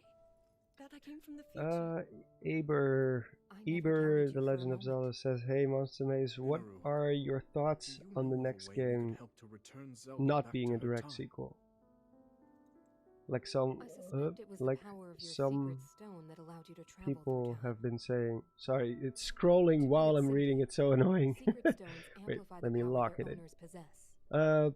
Like some people have been saying I that am they able to are separate my glad spirit because they from my don't. body. They want everything new, new Link, new Zelda, new Lava Ganon. can repel or destroy Yeah, evil with the its next power of one should light. definitely not be a sequel. And I think Sonia, she can control time. this world has run its course. As for you, I can sense This both world and these light characters and time have definitely run powers. their course. I think it's time for something new, something But fresh. your secret stone seems to amplify your time power. I don't really see where they could take this story after this. Ultimately, the secret stone only amplifies your power. Definitely no more It Ganon, doesn't no. suddenly grant you mastery and let the control. past be. That's still up to you. That means, if you don't already know how to And get definitely a yourself completely home, new map. Even if it's gonna be the same characters, I want a completely different world. At the very least. And hopefully a there little are bit stories different. about the A secret bit of a stones different and gameplay loop a this forbidden time. act called draconification. Because if we have to swallow a do secret stone the same is thing to become an again, immortal again, dragon, Korok seeds one again, blessed with eternal life. unlocking the map through towers. Interesting. I don't know if I can Another do it way a to reach third the time, man. future, I don't know though if not I a very have the quick one. energy for that. So you think these stories could hint at a There, solution to our there dilemma? has to be other ways, and I'm sure there are, and they can find out But there is still other more to ways those to tales. create a Zelda To game, a become Zelda an story, immortal a Zelda dragon is world to lose oneself. that's different from this one. That is why it is forbidden. I thought maybe this could lead to a solution. There are no plans for a sequel Some way to anyway. The devs transcend already time. confirmed that. Well, But if you have to DLC at sacrifice least. your They're not heart going to and do mind, DLC. We don't know sacrifice what they're going to makes do you in terms you. of the next game. I'm sorry. I wish I could help more. Like on the one hand, I can kind of see that they're like, well, Where we we started. already have voice actors for these characters, so There's still hope. maybe we I can think use the them answer- one more the time. answer to But this if they problem do, lies in I want it to be in a and learning very, more very about the different nature of your power. context. No more Zonai, no I'm more sure Hyrule. Sonia would be happy to help you. Okay. JJ Creeper says, stupidest memory ever. I can think of a few that are more stupid though. This one is actually quite tame. It's just lore exposition. They're kind of spinning their wheels a little bit.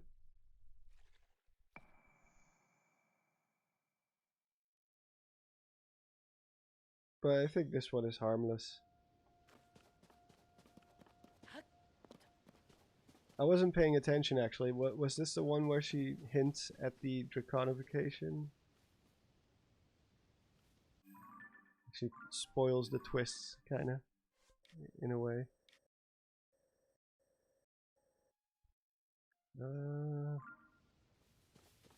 Let's see. Let's just go back to the tower. Okay, that was it. Okay, that at that part I was reading chat. Minoru was already holding the switch too. Yeah, it's gonna be even more slim. I want the next Zelda game to be weird and different. Not too sure if we're gonna get another weird one anytime soon. Because from what I understand, a lot of the weirdness of games like Majora's Mask and Link's Awakening, I think that's all because of one guy. I forgot his name again. I wrote it down too.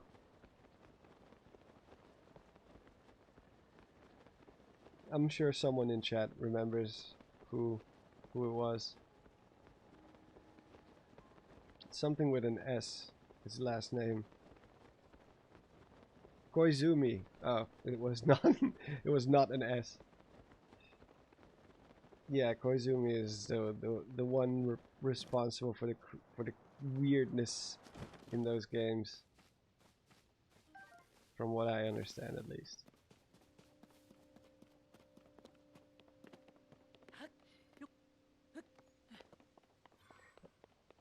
Maybe it's also just don't feel confident enough to do another one of those.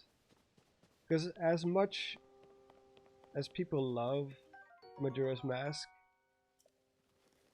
people also kind of forget sometimes that it only sold, it literally sold half of Ocarina of Time's numbers, which is kind of crazy for the sequel to one of the most successful games of that era.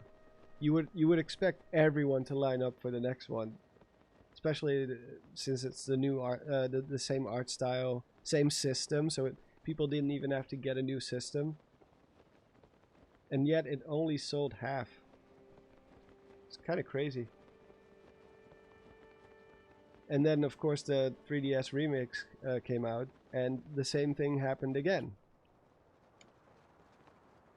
Majora's Mask 3D only sold half of Ocarina of Time 3D. So maybe they're just like, well, I mean, I guess that would send a message, at least a little bit. Oh, I'm dead. Oh no. Almost.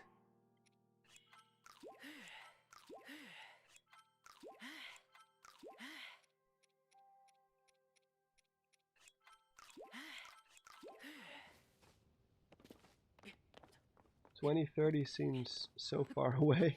It is far away. It's more than 6 years. I'll be in my 40s by that point.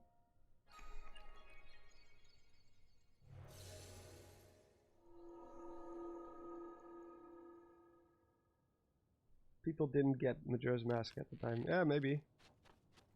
I mean, ultimately, again, at least to me, impact is more important than sales numbers. Because if you look at the best-selling movies of all time, many of them are not particularly like masterpieces, and yet they still sold incredibly well. Like, I think Jurassic World, for example, is like one of the highest grossing movies ever. And I don't think anyone would ever argue in their lifetime that it's better than Jurassic Park, the original Jurassic Park.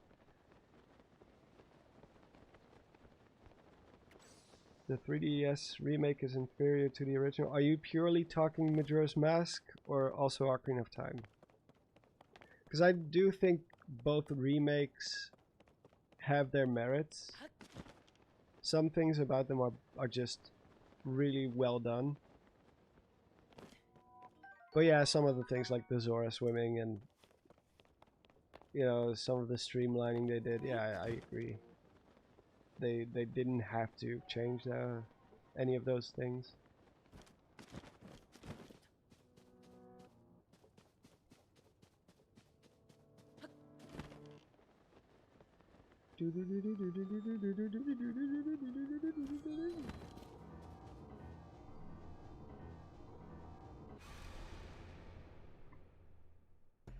I don't like how Twin Mold is literally bugged in the 3DS version. Oh yeah, some of the boss changes were pretty outrageous too.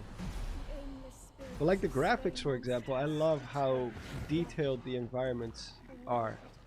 Once you get used to the details, like the graphics, the details, especially if you emulate it on like 4x native in what's it called again? Not Cemu. The other one, Citra. Like then it really looks, it's kind of hard to go back after that to the old environments, because the old environments are so boring compared to the new ones. But yeah, there's also a lot of things that you will miss if you only play the 3DS remake, for sure.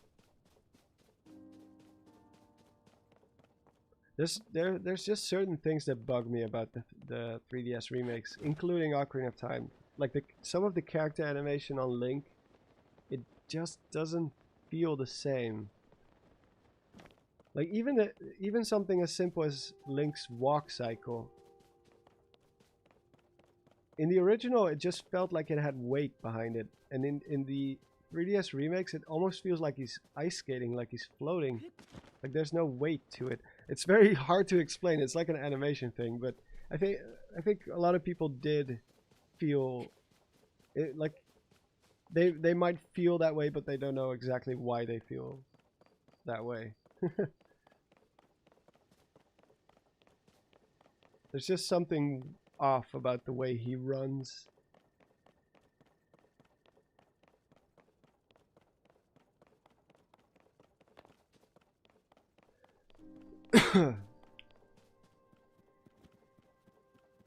I have no idea where I'm going at this point, by the way.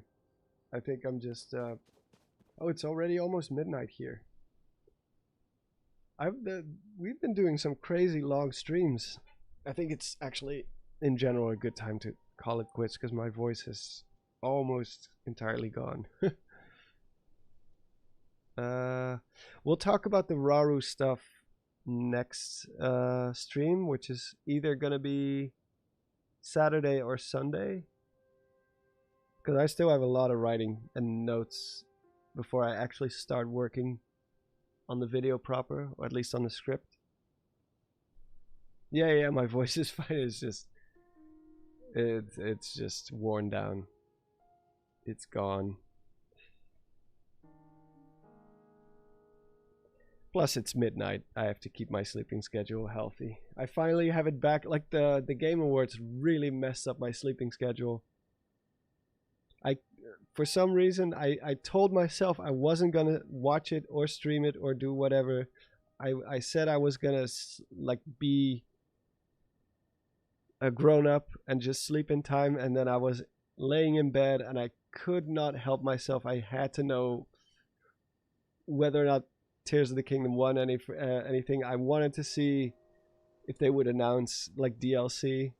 Like I even made a community post about it. Like, hey guys, I'm not gonna be watching it. I'm gonna be responsible. So this year, no stream.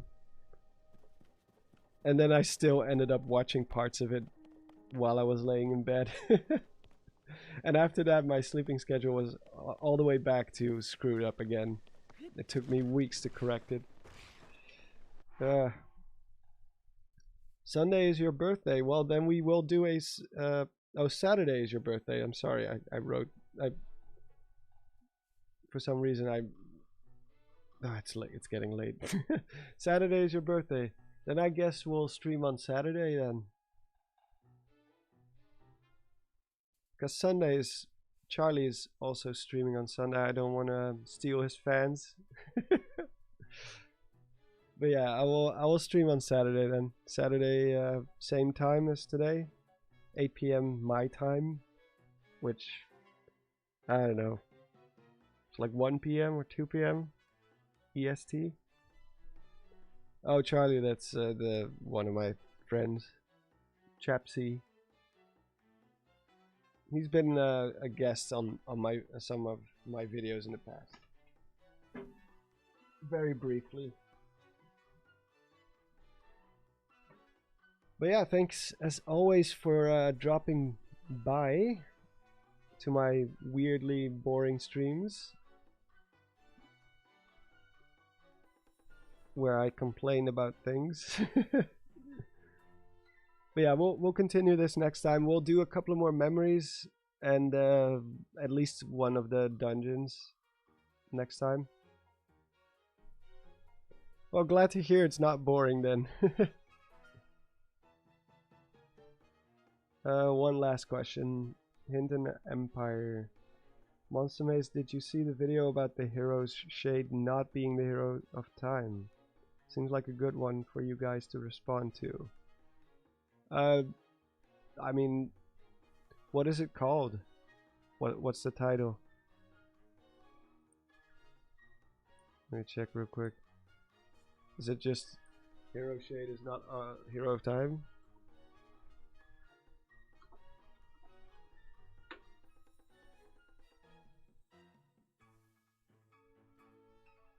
Is it the most controversial character?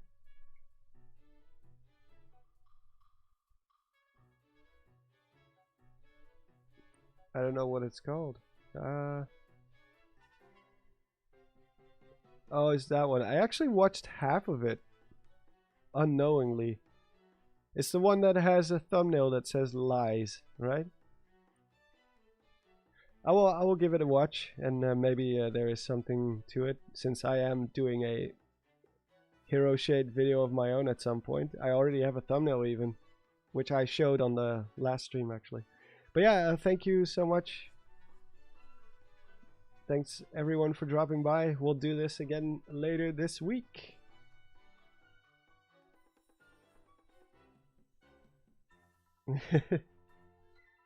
Alright, good to hear that it's at least been fun.